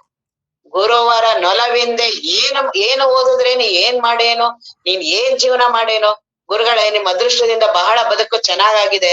ನಮ್ಮ ಅಪ್ಪವ್ರ ಹತ್ರ ಬಂದು ಹೇಳೋರೆ ಈ ತರ ಕೋಟಿ ಜನ ನಿಮ್ಮ ಗುರುಗಳ ದರ್ಶನ ಮಾಡ್ದೆ, ಅವ್ರು ಹಿಂಗಂದ್ರು ಬಹಳ ಚೆನ್ನಾಗಿ ವ್ಯಾಪಾರ ಆಗೋಯ್ತು, ಅವ್ರು ಹಿಂಗಂದ್ರು ನಮ್ ಹೆಂಡತಿ ಉದ್ಧಾರ ಆದ್ರು, ಹಿಂಗಂದ್ರು ಮಕ್ಳು ಕೆಲ್ಸ ಸಿಕ್ತು, ಹಿಂಗಂದ್ರು ನನ್ ಇದು ಅನ್ನೋರು ಜಗತ್ತಲ್ಲಿ ಕೋಟಿ ಜನ ಇದ್ದಾರೆ. ಅವ್ರ ತರ ನಾವು ಆಗ್ಬೇಕಾಗೈತೇನೋ? ಬರೀ ಬ್ರಹ್ಮಜ್ಞಾನ ಕೇಳಂತವ್ರು ಎಲ್ಲೋ ಅಪರೂಪ ಅಲ್ಲ. ಅಂತವ್ರನೇ ಮೇಲೆ ಗುರುಗಳ ಬಹಳ ಕರುಣೆ. ಅದನ್ನ ಬಹಳ ನಾನು ಎಷ್ಟು ಅಲಕ್ಷ್ಯ ಮಾಡ್ಬಾರ್ದಲ್ಲ. ಗುರುಗಳ ಮಾತನ್ನ ಅಲಕ್ಷ್ಯ ಮಾಡಿದವನ್ ಎಂದಾರು ಉದ್ಧಾರ ಆಗ್ತಾನ? ಎಂದೂ ಜೀವನದಲ್ಲಿ ಉದ್ಧಾರ ಆಗಲ್ಲ. ಯಾಕೆ ನಾನು ನಿಧಾನ ಮಾಡ್ತಿದ್ದೀನಿ ಆತ್ಮಜ್ಞಾನಕ್ಕೆ? ದೇವರನ್ನ ಪಡೆಯೋದಕ್ಕೆ ಬರೀ ಇವುಗಳೆಲ್ಲ ಹುಡುಕಾಟದಲ್ಲೇ. ಆ ಜ್ಞಾನ ಅಂದ್ರೇನು, ಸಾಧನೆ ಅಂದ್ರೇನು, ಇವಂದ್ರೇನು, ದೇವ್ರಂದ್ರೇನು, ಇದು ಹುಡುಕಾಟಕ್ಕೆ ಎಷ್ಟೊಂದ್ ದಿನ. ಅದಕ್ಕೆ ಮುಗ್ಸೋದು. ಏನ್ ಹೇಳ್ತಾವ್ರೆ ಇವ್ರು, ಹೇಳೋದ್ ಅರ್ಥ ಆಗಲ್ವಲ್ಲ, ಯಾರ್ದು ಬೇಡ. ನೀನು ಪ್ರಾಮಾಣಿಕವಾಗಿ ದೇವ್ರನ್ನ ಪಡಿಬೇಕಲ್ಲ, ಆ ಬೇಡ್ಕೋ ಆ ದೇವನನ್ನೇ, ಆ ಗುರುವನ್. ನಿನ್ಗೆ ಯಾರ ಮೇಲೆ ಶ್ರದ್ಧೆ ಇದೆಯೋ, ರಾಮಕೃಷ್ಣ ಪರಮಹಂಸರಿಗೆ ಯಾವ ಗುರುಗಳು ಇಲ್ಲ, ಅವ್ರಿಗೆ ಯಾವ್ದು ದೇವ್ರೂ ಗೊತ್ತಿಲ್ಲ ಸಹ ಅವರಿಗೆ. ಅವ್ರು ಬರೀ ಪ್ರಾಮಾಣಿಕವಾಗಿ ಬೇಡ್ಕೊಂಡ್ರು, ದೇವ್ರೇ ನೀನ್ ಇದೆಯಾ ಅಂದ್ರೆ ನನಗೆ ಕಾಣಿಸು ನೀನ್ ನನಗೆ, ನೀನ್ ಕಾಣಿಸ್ಲಿಲ್ಲ ಅಂತ ಜೀವನ ನಂದು ವ್ಯರ್ಥ, ನಂದು ಪ್ರಾಮಾಣಿಕವಾದ ಇದು ಬಯಕೆ. ಜ್ಞಾನ ಕರ್ಮ ಇವೆಲ್ಲ ತಲೆಯಿಂದ ತೆಗ್ದಾಕ್. ಜ್ಞಾನ ಶ್ರೇಷ್ಠ ಅವೆಲ್ಲ ಮುಗಿಸ್ಕೊ ಬಂದಿದೀನಿ, ಇದು ಏನು ಮುಗಿಸ್ಕೊ ಬಂದಿಲ್ಲ, ಏನು ಇಲ್ಲ. ಪ್ರಾರಂಭ ಮಾಡಿ ಹಿಂಗೆ ಸಾಧಕ ಆಗಿರೋನು ಪ್ರಾಮಾಣಿಕವಾಗಿ ದೇವನ ಬದುಕು. ಏನಿದು ಜಗತ್ತು, ನಾನ್ ಯಾಕೆ ಬಂದಿದ್ದೀನಿ ಇಲ್ಲಿ, ಇವ್ರು ಯಾರು ನನ್ನ ಅಪ್ಪ ಅಮ್ಮ, ಇವ್ರು ಯಾಕೆ ನನಗಾದ್ರು, ನನಗ್ಯಾಕೆ ಅಷ್ಟೊಂದು ಅವ್ರ ಮೇಲೆ ಮಮಕಾರ ಯಾಕೆ, ಅವ್ರ ತಂದೆ ತಾಯಿದು ತಾನೇ ಕಡಿಮೆ ಆಗ್ಬಿಡತ್ತೆ ಮದ್ವೆ ಆಗ್ತಾ. ಅದನ್ನೇನ್ ಬಿಡ್ಸಕ್ಕೇನು ಯಾವ ಸಾಧನೆನೂ ಬೇಡ, ಯೋಗನೂ ಬೇಡ, ತಾನೇ ಆಟೋಮೆಟಿಕ್ ಕಡಿಮೆ ಆಗ್ಬಿಡತ್ತೆ. ಮುಂದೆ ಆಗತ್ತಲ್ಲ, ಜೀವನ ಪ್ರಾರಂಭ ಆಗತ್ತಲ್ಲ. ಯಾಕೆ ಅಷ್ಟು ಹೆಂಡತಿಯ ಮೇಲೆ ನನಗೆ, ಮೊದ್ಲು ಇರ್ಲೇ ಇರ್ಲಿಲ್ಲ ಅವ್ರು, ಈಗ ಅವ್ರು ಇಲ್ಲ ಅಂದ್ರೆ ಇರಕ್ಕಾಗಲ್ಲ. ಯಾಕೆ ಮಕ್ಕಳ ಮೇಲೆ ಅಷ್ಟೊಂದು, ಯಾಕೆ ದುಡ್ಡಿನ ಮೇಲೆ, ಎಲ್ಲಾದ್ರಕ್ಕಿಂತ ದುಡ್ಡಿಲ್ಲ ಅಂದ್ರೆ ಹೇಳ್ತಿರ್ತಾರೆ ಹೆಣಾನು ಬಾಯ್ ಬಿಡುತ್ತೆ, ಅದು ಬಿಡುತ್ತೆ, ಇದ್ ಬಿಡುತ್ತೆ. ಯಾಕೆ ಅಷ್ಟೊಂದು, ಯಾವ್ದೇನಾರು ಬಿಡ್ಲಿ, ನಾನ್ ಯಾಕೆ ಅಷ್ಟೊಂದು ತಾಪ ಆಗ್ತೀನಲ್ಲ ದುಡ್ಡಿಗೆ. ಅದ್ ನನಗಿಲ್ಲ ಅಂತ ತಿಳ್ಕೊಂಡಿರ್ತೀನಿ, ಗೊತ್ತಾಗತ್ತೆ. ಈಗ ಎಲ್ಲೋ ಹೋಗಿರ್ತೀನಿ ಮಾರ್ಕೆಟ್ಗೆ, ಕೊಡ್ತಾ ಒಂದ್ 5 ರೂಪಾಯಿ ಜಾಸ್ತಿ ಕೊಟ್ಬಿಟ್ಟಿರ್ತೀನಿ. ಏನ್ ಮಾಡಿದ್ರು ಸಮಾಧಾನ ಆಗಲ್ಲ ಅದು. ತಿರ್ಗಾ ತಾನೇ ಎರಡೂ ಮಾತಾಡ್ತಿರುತ್ತೆ ಮನಸ್ಸು, ಹೋಗ್ಲಿ ಬಿಡು ಪರವಾಗಿಲ್ಲ, ಏನ್ ಅವ್ರು ಬಡವ್ರು ತಾನೆ. ತಿರ್ಗಾ ಅನ್ಸುತ್ತೆ ಸುಮ್ನೆ ಯಾಕೆ ಕೊಡ್ಬೇಕು, ಮಾತಾಡತ್ತೆ. ಬರೀ 5 ರೂಪಾಯಿ 1 ರೂಪಾಯಿನೇ, ಅಷ್ಟು ದುಡ್ಡು ನನ್ನ ಒಳಗಡೆ ಇದೆ. ದುಡ್ಡಿನ ಮೇಲೆ ಅತಿಯಾದ ವಿಶ್ವಾಸ ನನಗೆ, ಗುರುಗಳ ಮೇಲೆ ದೇವ್ರ ಮೇಲೆ ಎಲ್ಲ ಹೋಗಿ ಬರೀ ಮೇಲ್ಮೇಲೆ ಅದೆಲ್ಲ. ಒಳಗೆ ಇವು 3 ಏನಿದೆಯಲ್ಲ, ರಾಮಕೃಷ್ಣ ಪರಮಹಂಸರು ಅದೇ ಹೇಳೋದು, ಇಡೀ ಜಗತ್ತೇ ಈ 3 ಮೇಲೆ ಇರೋದು. ಕಾಮಿನಿ, ಕಾಂಚನ, ಕೀರ್ತಿ, ಅವುಗಳ ಮೇಲೆ ತೀವ್ರ ಆಸಕ್ತಿ ಇರೋದೇ. ದೇವ್ರ ಬಗ್ಗೆ ನನಗಿಲ್ಲ ಅಷ್ಟೇನೆ, ಇನ್ನೇನು ಅದಕ್ಕೇನು ಉಪಚಾರದ ಮಾತುಗಳು ಬೇಡ. ನನಗಷ್ಟಿಲ್ಲ, ನನಗಿಲ್ಲ, ಅವ್ರಿಗಿದೆ ಇವ್ರಿಗಿದೆ, ಏನು ಅಲ್ಲ, ಎಲ್ಲರಿಗೂ ಇದೆ. ರಾಮಕೃಷ್ಣ ಪರಮಹಂಸ ಎಲ್ಲರಿಗೂ ಈ 3 ಇದೆ, ಕಾಮಿನಿ ಕಾಂಚ, ರೂಪಗಳು ಬೇರೆ ಬೇರೆ ಅಷ್ಟೇನೆ. ಅವುಗಳು ಇರೋದ್ರಿಂದಾನೇ ಆತ್ಮಜ್ಞಾನ ಪಡೀತಿಲ್ಲ. ಅವುಗಳು ನಿನಗಿಲ್ಲ ಅಲ್ಲ, ಹಂಗಾರೆ ಯಾಕೆ ಆತ್ಮವಸ್ತುವಿನ ಅನುಭವ ಪಡೆದಿಲ್ಲ? ನೋಡ್ಕೋಬೇಕಲ್ಲ ನಿನಗ್ ನೀನೇ ಪ್ರಾಮಾಣಿಕವಾಗಿ. ಎಷ್ಟು ಮೋಸ ಮಾಡ್ಕೋತೀಯಲ್ಲ ನಿನಗ್ ನೀನೇನೆ. ನಾನ್ ಬಹಳ ದೊಡ್ಡವನಿದ್ದೀನಿ, ನಾನ್ ಅಂತವ್ರಲ್ಲ ಇಂಥವ್ರಲ್ಲ, ನನ್ಗೇನು ಗೊತ್ತಿಲ್ಲ, ಅದ್ರಲ್ಲೂ ಬೇರೆ ದೊಡ್ಡ ಅದೊಂದೇನೋ, ನಾನ್ ತುಂಬಾ ಅಮಾಯಕರು, ನನ್ಗೇನೂ ಸಾಧನೆ ಗೊತ್ತಿಲ್ಲ. ಎಷ್ಟು ವರ್ಷ ಹಂಗೆ ಕಳೀತೀಯ ನೀನು? ತೀವ್ರವಾಗಿ ಹೋಗ್ಬೇಕಲ್ಲ ದೇವರ ಇದಕ್ಕಾಗಿ. ಹಾಗಾಗಿ ರಾಮಕೃಷ್ಣ ಪರಮಹಂಸರು ಅಳ್ತಾ ಇದ್ರು ಪ್ರತಿ ದಿನ, ಪ್ರತಿ ಕ್ಷಣ ಅವರಿಗೆ ದೇವರ ಅನುಭವ. ಯಾಕಾಗ್ಲಿಲ್ಲ, ಹೋಯ್ತು ನಂದು ಒಂದು ದಿನ. ಹಾಗೆ ನಾವು ಶ್ರವಣವನ್ನ ಇವತ್ತು ಕೇಳ್ತಾ ನಾನು ಆತ್ಮಜ್ಞಾನ ಪಡಿಬೇಕು ಅಂತ ಸ್ವಲ್ಪನಾರು ಅನ್ಸುತ್ತಾ? ಹಾಗಾಗಿ ಅನ್ಸಲ್ಲ. ಬರೀ ಬುದ್ಧಿಗೆ ಬಹಳ. ಇವತ್ ಯಾವ ಸೂತ್ರ, ಯಾವ್ದು ಹೇಳ್ತಾರೆ, ಯಾವ್ದು ಪಂಚಕೋಶ ಹೇಳ್ತಾರೋ, ಇಲ್ಲ ಅಂದ್ರೆ ಇದನ್ನೇ ಏನ್ ಮಾಡ್ತೀಯ ಕೋಶ ತಗೊಂಡು, ಅದನ್ ತಗೊಂಡು ನಿನಗ್ ಕೋಶಗಳು ಇದಾಗ್ತಿದ್ಯೋ, ಒಳಗಡೆ ಕಾಮ, ಕ್ರೋಧ, ದುಡ್ಡು, ದೇಹ, ಇದು ನಿನಗ್ ತೊಂದರೆ ಕೊಡ್ತಿದ್ಯೋ? ಈ ಶಾಸ್ತ್ರ ಶಬ್ದಗಳನ್ನ ಹೇಳೋದ್ರಿಂದ ಯಾರ್ದೋ ಕತೆ ಹೇಳ್ತಾ ಇರ್ತೀನಿ. ಜೀವ ಇದಾನಲ್ಲ, ಆ ಚಿದಾಭಾಸ, ಅವನಿಗೆ ಅವೆಲ್ಲ, ಅದ್ ನೀನೇ ಆ ಚಿದಾಭಾಸ ಹೇಳ್ತಿರೋದು. ಅನುಭವವನ್ನ ಬಿಡ್ತೀವಿ, ಶಾಸ್ತ್ರವನ್ನ ಕಲಿತೀವಿ. ಹಾಗಾಗಿ ಅದನ್ನೆಲ್ಲಾ ಬಿಡೋ ತಲೆಯಿಂದ, ಯಾವ್ದಾರ ಆಗಿರ್ಲಿ ಏನಾರ ಆಗಿರ್ಲಿ, ನನಗ್ ಉದ್ಧಾರ ಆಗ್ಬೇಕು, ನಾನ್ ದೇವ್ರನ್ನ ಪಡಿಬೇಕು. ಆತ್ಮವಸ್ತುವಿನ ಅನುಭವ ನನಗ್ ಸ್ವಲ್ಪನೂ ಸುಳಿದಿಲ್ಲ. ನನಗೆ ಇಷ್ಟೆಲ್ಲಾ ಕೇಳಿದ್ರು ನನಗೆ ದೇಹದ ಅನುಭವ ಇದೆಯಲ್ಲ, ಯಾಕೆ ಇದು ಅನಿಸ್ಬೇಕಲ್ಲ? ಮತ್ ಯಾಕೆ ನಾನು ಅಷ್ಟೊಂದು ದೇಹ ನಾನು ಅಂತಿದ್ದೀನಿ? ನಾನು ದೇಹದ ಗುರುಗಳು ಹೇಳ್ತಿದ್ದಾರೆ ದೇಹ ನಾನಲ್ಲ ಅಂತ. 24 ಗಂಟೆ ದೇಹ ಬಿಟ್ಟು ಬೇರೆ ಏನೂ ಆಗಿಲ್ಲ ನಾನು. ಅದಕ್ಕೆ ಮನನನೇ ಬರಲ್ಲ. ಮನನ ಬಂದಿಲ್ಲ ಅಂದ್ರೆ, ಸಾಧಕ ಆಗಿದ್ರೆ ತಾನೇ ಮನನ ಬರಕ್ಕೆ. ಈ ಶ್ರವಣವನ್ನೇ ಕೇಳೋದು, ಅದೇ ಮಾತಾಡೋದು, ಅದ್ರಲ್ಲೇ ಇರೋದು. ಹಾಗಾಗಿ ಮನನ ಬರಲ್ಲ. ಶ್ರವಣವನ್ನ ಆಲಿಸ್ಬೇಕು ಯಾವಾಗ್ಲೂನು. ಹೇಗ್ ಆಲಿಸ್ಬೇಕು? ಮುಂದೆ ಮನನ ತಾನೇ ಬರ್ಬೇಕು. ಶ್ರವಣವನ್ನ ಕೇಳ್ತಾನೆ ಮನನನೇ ನಿಧಿಧ್ಯಾಸನ. ಇಲ್ಲೇ ಆತ್ಮಜ್ಞಾನ. ಪುನಃ ಹೋಗಿ ಎಲ್ಲೋಗಿ ಏನ್ ಮಾಡ್ತೀಯ ಆತ್ಮಜ್ಞಾನ? ಅದು ಪುನಃ ಮನಸ್ಸು ನಾಟಕ ಮಾಡೋದು. ಅದಕ್ಕೆ ಇವ್ರು ಹೇಳ್ತಾರೆ, ಗುಜರಾತ್ ಅಲ್ಲಿ ಇದ್ರು ಅಂತ ಸುಖದಾಸ್ ಜಿ ಮಹಾರಾಜ್, ಸುಮ್ನೆ ನಿನಗ್ ನೀನು ಇವೆಲ್ಲ ನಾಟಕಗಳಾಡ್ತಿರೋದ್, ನಿನಗ್ ನೀನು ಈ ಜೀವತ್ವ ನೀನು ಅಂತಿದ್ಯಲ್ಲ, ನಿನಗ್ ನೀನ್ ಉಳಿಸ್ಕೊಳಕ್ಕೆ ನಾಟಕ. ಶ್ರವಣ ಕೇಳ್ತಾ ಮನನ ಕೇಳ್ತಾ ಇದು ನಿನ್ನ ನೀನು ಉಳಿಸ್ಕೊತಾ ಇದೀಯಾ? ಯಾಕಷ್ಟು ಲೇಟು? ಏನಕ್ಕೆ ಅಷ್ಟೊಂದು ಲೇಟು? ಅಂತದ್ ಏನಿದೆ ನಿನಗೆ ಜಗತ್ತಲ್ಲಿ ನೀನು ಕಟ್ಟಾಕೋದು? ಆತ್ಮಜ್ಞಾನ ದೇವ್ರನ್ನ ಪಡೆಯೋದು ಬಿಟ್ಟು ಏನ್ ಮಾಡ್ತಿದ್ಯಾ? ಯಾಕೆ ತೀವ್ರತೆ ಇಲ್ಲ ನಿನಗೆ ಅಂತಾರವ್ರು. ನೀ ಶ್ರವಣ ಮನನ ನಿಧಿಧ್ಯಾಸನ ನಿನಗ್ ನೀನ್ ತಳ್ಕೊತಾ ಇರೋದು. ಆತ್ಮವಸ್ತುನೇ ಇದೆಯಾ? ಬಿಡು ಇವುಗಳನ್ನೆಲ್ಲ ಕ್ಷಣ ಮಾತ್ರದಲ್ಲಿ. ಯಾಕೆ? ಅದು ಗುರುಗಳಿದಾರಲ್ಲ, ಬಿಡಕ್ಕಾಗ್ಲಿಲ್ವಾ? ಕೇಳು ಗುರುಗಳನ್ನ. ಯಾಕೆ ಗುರುಗಳೇ, ನನಗೆ ದೇಹದ ಅನುಭವ ತೀವ್ರ ಇದೆ, ಹಸುವೆ ತೃಷಗಳು ನನಗಾಗತ್ತೆ, ಕಾಯಿಲೆ ನನಗಾಗತ್ತೆ, ನನಗ್ ಬಿಡಕ್ಕಾಗ್ತಿಲ್ಲ. ಕೇಳಲ್ಲಿ ಗುರುವಿನ ಸಾನ್ನಿಧ್ಯ. ಇವತ್ತು ನನಗೆ ಆ ಅನುಭವ ಬರುವ ಹಾಗೆ ಆತ್ಮಜ್ಞಾನ ಕೇಳ್ತೀನಿ. ಈ ರೀತಿಯಾದ ತೀವ್ರ ಬಯಕೆ ಇರ್ಬೇಕು.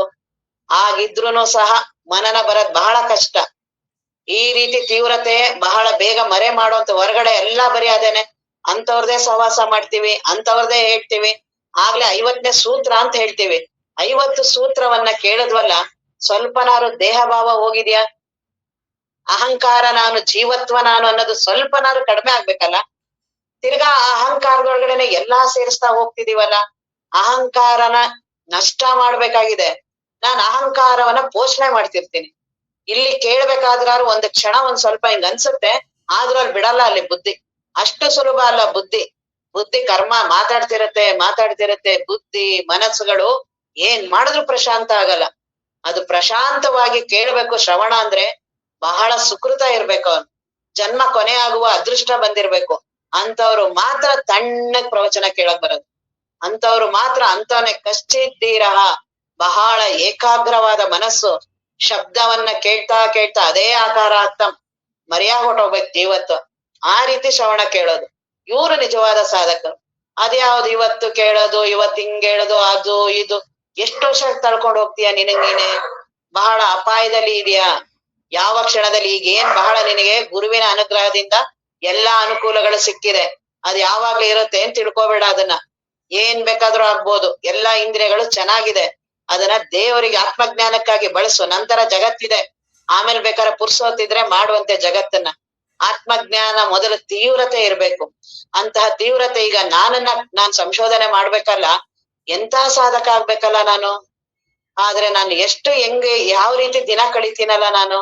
ನಾನು 24 ಗಂಟೆ ನಾನು, ಎಲ್ಲದಕ್ಕೂ ನಾನು, ಎಲ್ಲಾ ಕಡೆ ನಾನು. ಅದು ಎಂತೆಂತಹ ನಾನು ಹೋಗ್ಲಿ ದೇವರ ಚಿಂತನೆಗ ಅಂತ ಬರೀ ಸಂಸಾರ. ಯಾರ್ ಸಿಕ್ಕಿದ್ರು ಅವ್ರ ಜೊತೆ ಮಾತು, ಪ್ರವಚನ ಕೇಳಿ ಸತ್ಸಂಗದಲ್ಲೇ ಅದೇ ಮಾತಾಡ್ತಿರ್ತೀನಿ. ಪ್ರವಚನ ಮುಗಿದ ತಕ್ಷಣನೇ ನೀವ್ಯಾರು, ನೀವೆಲ್ಲಿಯವರು, ನೀವೇನ್, ಪುನಃ ನಾನು ಇರೋ ವಾಸನೆಗಳನ್ನ ಕಳ್ಕೋಬೇಕು. ಬೇಡಪ್ಪ, ನಂದೇ ಬಹಳ ಇದೆ. ಅವ್ರ ಯಾವ ಊರು, ಅವ್ರ ಏನ್ ಕೆಲ್ಸದಲ್ಲವ್ರು, ಅವ್ರ ಹೆಣ್ಣ ಗಂಡ, ಅವ್ರ ತಗೊಂಡ್ ಏನ್ ಮಾಡ್ತೀಯ? ಇದೆಲ್ಲಾ ನಿನ್ನ ವಾಸನೆಗಳನ್ನ ಬೆಳೆಸ್ಕೊತಾ ಇದೀಯಾ? ಅದೆಲ್ಲಾ ಕಸ. ಮೊದ್ಲೇ ವಿಪರೀತ ಕಸದಲ್ಲೇ ಕೂತಿದ್ಯಾ, ಇನ್ನು ತೆಗ್ದು ಎಲ್ಲಾರ್ ಕಸ ಹಾಕೋತಿಯಲ್ಲ. ಯಾರ್ದು ಇರ್ಬಾರ್ದು, ಯಾರ್ ಬಗ್ಗೆನೂ ಹೋಗ್ಬಾರ್ದು. ನನ್ನನ್ನ ನಾನ್ ಅರಿಬೇಕು ಅಂತ ಬಂದಿದ್ದೀನಿ. ಮನಸ್ ಮೋಸ ಮಾಡುತ್ತೆ ಬರ್ತಾ ಪ್ರಾರಂಭದಲ್ಲಿ ಹಾಗೇ ಬರುತ್ತೆ. ಯಾರ್ದು ಬೇಡ, ಬರೀ ಗುರುಗಳು ನಾನು ಅಷ್ಟ್ ಮಾತ್ರ ಇರ್ಬೇಕು, ಅವ್ರನ್ನ ನೋಡ್ಬಾರ್ದು, ಇವ್ರನ್ನ ನೋಡ್ಬಾರ್ದು, ಏನೂ ಕೇಳ್ಬಾರ್ದು ಅಂತ ಬರ್ತಾ ಪ್ರಾರಂಭ ಆಗುತ್ತೆ. ನೋಡಿ, ಅವ್ರು ನಿದ್ದೆ ಮಾಡ್ತಾವ್ರೆ, ಅವ್ರು ಸರಿಯಾಗಿ ಕೇಳಿಲ್ಲ, ಇವ್ರಿಗೆ ಅರ್ಥ ಆಗಿಲ್ಲ, ಅವ್ರಿಗೆ ಅರ್ಥ ಮಾಡ್ಸಕ್ ಹೋಗ್ತೀವಿ. ನಾವ್ ಅವ್ರಿಗೆ ಅರ್ಥ ಮಾಡ್ಸಕ್ ಹೋಗಿದೀವೋ, ನಮ್ಮನ್ನ ನಾವು ಉದ್ಧಾರ ಮಾಡ್ಕೊಳಕ್ ಹೋಗಿದೀವೋ? ಅವ್ರ ಜೀವನನ ನಾವ್ ಸರಿ ಮಾಡಕ್ ಬಂದಿದೀವೋ, ಅವ್ರ ಜೀವನದ ಬಗ್ಗೆ ನಾವ್ ಕೇಳಕ್ ಬಂದಿರ್ತೀವೋ? ನಮ್ಮನ್ನ ನಾವು ಉದ್ಧಾರ ಆದ್ರೆ ಗೊತ್ತಾಗೋದಿಲ್ಲ ಈ ನಾನ್ ಅನ್ನೋದನ್ನ ಕಡಿಮೆ ಮಾಡ್ಕೊಳಲ್ಲ. ಇನ್ನೂ ಬಹಳ ಕಸ ಮಾಡ್ಕೊಂಡ್ ಹೆಂಗೆ ಗ್ರಹಗಳಿದೆ, ಏನ್ ಆಕಾಶದಲ್ಲೆಲ್ಲ ಗ್ರಹಗಳಿದೆಯಲ್ಲ, ಗ್ರಹ ಅಂತ ಇಲ್ಲ, ಕಸಗಳೆಲ್ಲ ಹೋಗಿ ಸೇರಿ ಅದು ಆ ರೀತಿ ಗ್ರಹ ಆಗಿರೋದು. ಹಾಗೆ ನಾನು ಅಂತ ಇವಾಗ ಏನಿದ್ದೀರಲ್ಲ ಬರೀ ಕಸ. ಅದು ಅದ್ರೊಳಗಡೆಯಿಂದ ಇನ್ಯಾವ ವಾಸನೆಗಳು ಬರುತ್ತೆ? ಕಸದಿಂದ ಏನ್ ಬಹಳ ಸುವಾಸನೆ ಬರುತ್ತಾ? ಆ ಕಸನ ಎಷ್ಟು ಪೋಷಣೆ ಮಾಡ್ತಿದ್ದೀನಲ್ಲ ನಾನು, ರಕ್ಷಣೆ ಮಾಡಿ ಇಟ್ಕೊಂಡಿದ್ದೀನಲ್ಲ ಅದನ್ನ. ಏನ್ ಮಾಡಿದ್ರು ಗುರುಗಳ ಹತ್ರನು ಬಂದ್ ಬಿಡಲ್ಲ ಅದನ್ನ. ಗುರುಗಳು ಹೇಳ್ತಿದಾರೆ, ಕಸ ಇಟ್ಕೊಂಡಿದ್ಯಾ, ತೆಗಿ ಅದನ್ನ, ಚೆಲ್ಲು ಅದನ್ನ. ನೀನು ಅಮೃತ ಇದ್ದಂಗಿದ್ಯಾ ನೀನು. ಬಹಳ ಏನು ಮಾನಸ ಸರೋವರ ಎಲ್ಲ ಇದೆಯಲ್ಲ, ಬಹಳ ಸ್ವಚ್ಛವಾದ, ಬಹಳ ಬಚ್ಚಬರಿಯಾಗಿ ಆರಾಮಿದ್ಯಾ. ಕಸ ಇದು ತೆಗಿ, ಸ್ವಚ್ಛವಾದ ಅಮೃತವಾದಂತಹ ನೀರಿದ್ಯಾ ನೀನು, ಬಿಡು ಅದನ್ನೆಲ್ಲ, ಕಸ ಬಿಡು. ನನಗೆ ಇಷ್ಟನೇ ಇಲ್ಲ ಕಸ. ನಾನ್ ಅನ್ನೋದೇ ಕಸ, ದೊಡ್ಡ ಕಸ ನಾನ್ ಇಟ್ಕೊಂಡ್ ನಾವ್ ಏನೇನ್ ಮಾತಾಡ್ತಿದೀವೋ ತಿಳ್ಕೋಬೇಕು. ಆತ್ಮಜ್ಞಾನ ಸ್ವಲ್ಪನೂ ಇಲ್ಲ, ಅದರ ಸೋಂಕೆ ಇಲ್ಲ. ಎಲ್ಲಿವರೆಗೂ ಇದನ್ನ ಹಿಡ್ದಿರ್ತೀನೋ ಅದ್ರದ್ ಅನುಭವ ಒಂದ್ ಸ್ವಲ್ಪನೂ ಬಂದಿಲ್ಲ. ಹಾಗಾಗಿ ಪ್ರತಿದಿನ ತೀವ್ರವಾದ ಬಯಕೆ ಇರ್ಬೇಕು. ಇವತ್ ಕೇಳ್ತಾನೆ ಆತ್ಮಜ್ಞಾನ ಆಗ್ಬೇಕು ಅನ್ನುವ ಬಯಕೆ ಇರ್ಬೇಕು. ಇವತ್ ಕೇಳೋಣ, ನನ್ಗೇನು ಗೊತ್ತಾಗಲ್ಲ, ಅವೆಲ್ಲ ಏನೋ ತಲೆಗೆ ಹಾಕೋಬೇಡ. ನಾನು ಹೊಸ್ದಾಗ್ ಬಂದಿದ್ದೀನಿ, ನಾನ್ ಹಂಗಿದ್ದೀನಿ, ನಾನ್ ಹಿಂಗಿದ್ದೀನಿ, ಹೆಣ್ಣಿದ್ದೀನಿ ಗಂಡಿದ್ದೀನಿ, ಅದ್ಯಾವುದೂ ಅಲ್ಲ. ಅದು ಬರೀ ನಾನ್ ಆತ್ಮಜ್ಞಾನವನ್ನ ಪಡಿಬೇಕು, ದೇವರ ಅನುಭವ ಪಡಿಬೇಕು, ಇಷ್ಟಿದ್ರೆ ಸಾಕು. ಆತ್ಮಜ್ಞಾನ ನೇರ ಗುರುಗಳು ಯಾವಾಗ್ಲೂ ಕಾಯ್ತಾ ಇದಾರೆ. ಅವರಿಂದ ಏನು ಆ ಆತ್ಮ ವಸ್ತುವಿನ ಅನುಭವ ಎಲ್ಲಾ ಕಡೆ ಸ್ಫುರಿಸ್ತಾ ಇರತ್ತೆ. ಅದಕ್ಕೆ ನಮ್ಮ ಅಪ್ಪವ್ರ ಹತ್ರ ಏನ್ ಪ್ರವಚನಕ್ಕೆ 45,000 ಜನ 35,000 ಜನ ಸೇರಿದ್ರು, ಅವರ ಅಸ್ತಿತ್ವದ ಆ ಅನುಭವ ಎಲ್ಲಾರು ಪ್ರಶಾಂತ ಮಾಡ್ತಿತ್ತು. ಯಾವ ಸಾಧನೆಯೂ ಬೇಡ. ಹಾಗೆ ನೀನು ತೀವ್ರವಾದ ಬಯಕೆಯಿಂದ ಶ್ರವಣವನ್ನ ಕೇಳಿದ್ರೆ ನೇರವಾದ ಆತ್ಮಜ್ಞಾನ. ಯಾಕೆ ಸುಮ್ನೆ ನಿನಗ್ ನೀನೆ ಎಲ್ಲಾ ಬೇಡಿಗಳನ್ನ ಹಾಕೋತೀಯ? ಚೆಲ್ಲು ಅದನ್ನ, ವ್ಯಕ್ತಿತ್ವವನ್ನ ಬಿಡೋದನ್ನ. ಎಲ್ಲಿವರೆಗೂ ಅದ್ ಹಿಡ್ದಿರ್ತೀಯೋ ಮುಂದೆ ಜನ್ಮ ಕರ್ಕೊಂಡು ಹೋಗುತ್ತೆ. ಬಹಳ ಕೆಟ್ಟದು ಜನ್ಮಗಳು, ಬಹಳ ಆರಾಮಲ್ಲ, ತುಂಬಾ ಕೆಟ್ಟದಿದೆ. ಅದ್ ಯಾವ್ದಿದೆಯೋ ಏನಿದೆಯೋ ಗೊತ್ತಿಲ್ಲ. ಪ್ರಾಣಿಗಳಾಗ್ಬೋದು, ಪಶು. ನಾನೇನೀಗ ಬಹಳ ಗುರುಗಳ ಸಾನ್ನಿಧ್ಯದಲ್ಲಿದ್ದೀನಿ, ಶ್ರವಣವನ್ನ ಕೇಳಿದೀನಿ, ಒಳ್ಳೆ ಜನ್ಮ ಬರುತ್ತೆ ಅಂತ ಕಲ್ಪನೆ ಇಟ್ಕೋಬೇಡ. ಬುದ್ಧನಂತ ಬುದ್ಧ ಮಹಾತ್ಮನೇ 500 ಜನ್ಮ ನೋಡೋದಂತ ಅವ್ನು. 500 ಜನ್ಮ ಇನ್ನೂ ಎಷ್ಟೋ ಇತ್ತು ಅವನೇ ನೋಡಕ್ ಬಿಟ್ನಂತೆ. ಎಂತೆಂತದೋ ಆಗಿದಾನೆ ಅದ್ರಲ್ಲಿ. ಅದೇ ಒಂದು ಜಾತಕ ಕಥೆಗಳಂತ ಇದೆಯಲ್ಲ, ಅವನ್ ಜನ್ಮ ನೋಡಿರೋದು. ಅಂತ ಮಹಾತ್ಮನಿಗೆ 500 ಜನ್ಮ ಆಗಿದೆ ಅಂದ್ರೆ ನಮ್ದು ಇನ್ನೆಷ್ಟಾಗಿರ್ಬೋದು. ಇನ್ ಮುಂದೆನೂವೆ ಎಲ್ಲ ಇದೇ ಕ್ಷಣ ಬಿಟ್ಟುಟೋಗ್ತೀವಿ. ಸಾವಂತ ಬಂದ್ರೆ ಅತ್ಯಂತ ಕೆಟ್ಟದ ಜಗತ್ತಿನಲ್ಲಿ ಸಾವು. ಆ ಸಾವನ್ನೇ ಬರ್ತ್ ಬಿಡ್ತೀನಲ್ಲ ನಾನು. ಅದನ್ನ ಅವರು ಯುಧಿಷ್ಠಿರನಿಗೆ ಕೇಳ್ತಾರೆ ಯಕ್ಷ ಪ್ರಶ್ನೆ. ಇಡೀ ಜಗತ್ತಲ್ಲಿ ಅತ್ಯಂತ ಆಶ್ಚರ್ಯ ಯಾವುದು ಅಂದ್ರೆ ನಾನ್ ಸಾಯ್ತೀನಿ ಅಂತ ಇಲ್ಲ ನನಗೆ. ಇದೇ ಅತ್ಯಂತ. ಕ್ಷಣ ಮಾತ್ರನೂ ನನ್ಗೆ ಅದ್ ಮತ್ತೆ ಅದ್ ಕೆಟ್ಟದು ಅಂತ. ಯಾರು ಸತ್ತಿದ್ರು ಅವ್ರ ಬಗ್ಗೆ ಯೋಚನೆ ಮಾಡೋದು ಭಯ ನಮ್ಗೆ. ಆದ್ರೆ ಎಲ್ಲರೂ ಸಾಯ್ತೀವಿ. ಸತ್ರೆ ಎಷ್ಟು ಎಂತಹ ಅಪಾಯ ಇದೆ. ಏನ್ ಹಗಲಿರುಳು ಅದಕ್ಕಾಗಿ ದುಡಿತಿದ್ದೀನಲ್ಲ, ಕ್ಷಣ ಮಾತ್ರ ಬಿಟ್ಬಿಡ್ತೀನಲ್ಲ. ಆ ಹೆಂಡ್ತಿನ್ ಬಿಟ್ಟು ಹೋಗ್ಬೇಕು, ಗಂಡನ್ ಬಿಟ್ಟು ಹೋಗ್ಬೇಕು, ಮನೆ ಬಿಟ್ಟು ಹೋಗ್ಬೇಕು. ಈ ಶಾಸ್ತ್ರ, ಗುರುಗಳು, ದೇವ್ರು, ಸಾಧನ ಎಲ್ಲ ಕ್ಷಣ ಮಾತ್ರದಲ್ಲಿ ಹೊಟ್ಟೋಗುತ್ತೆ.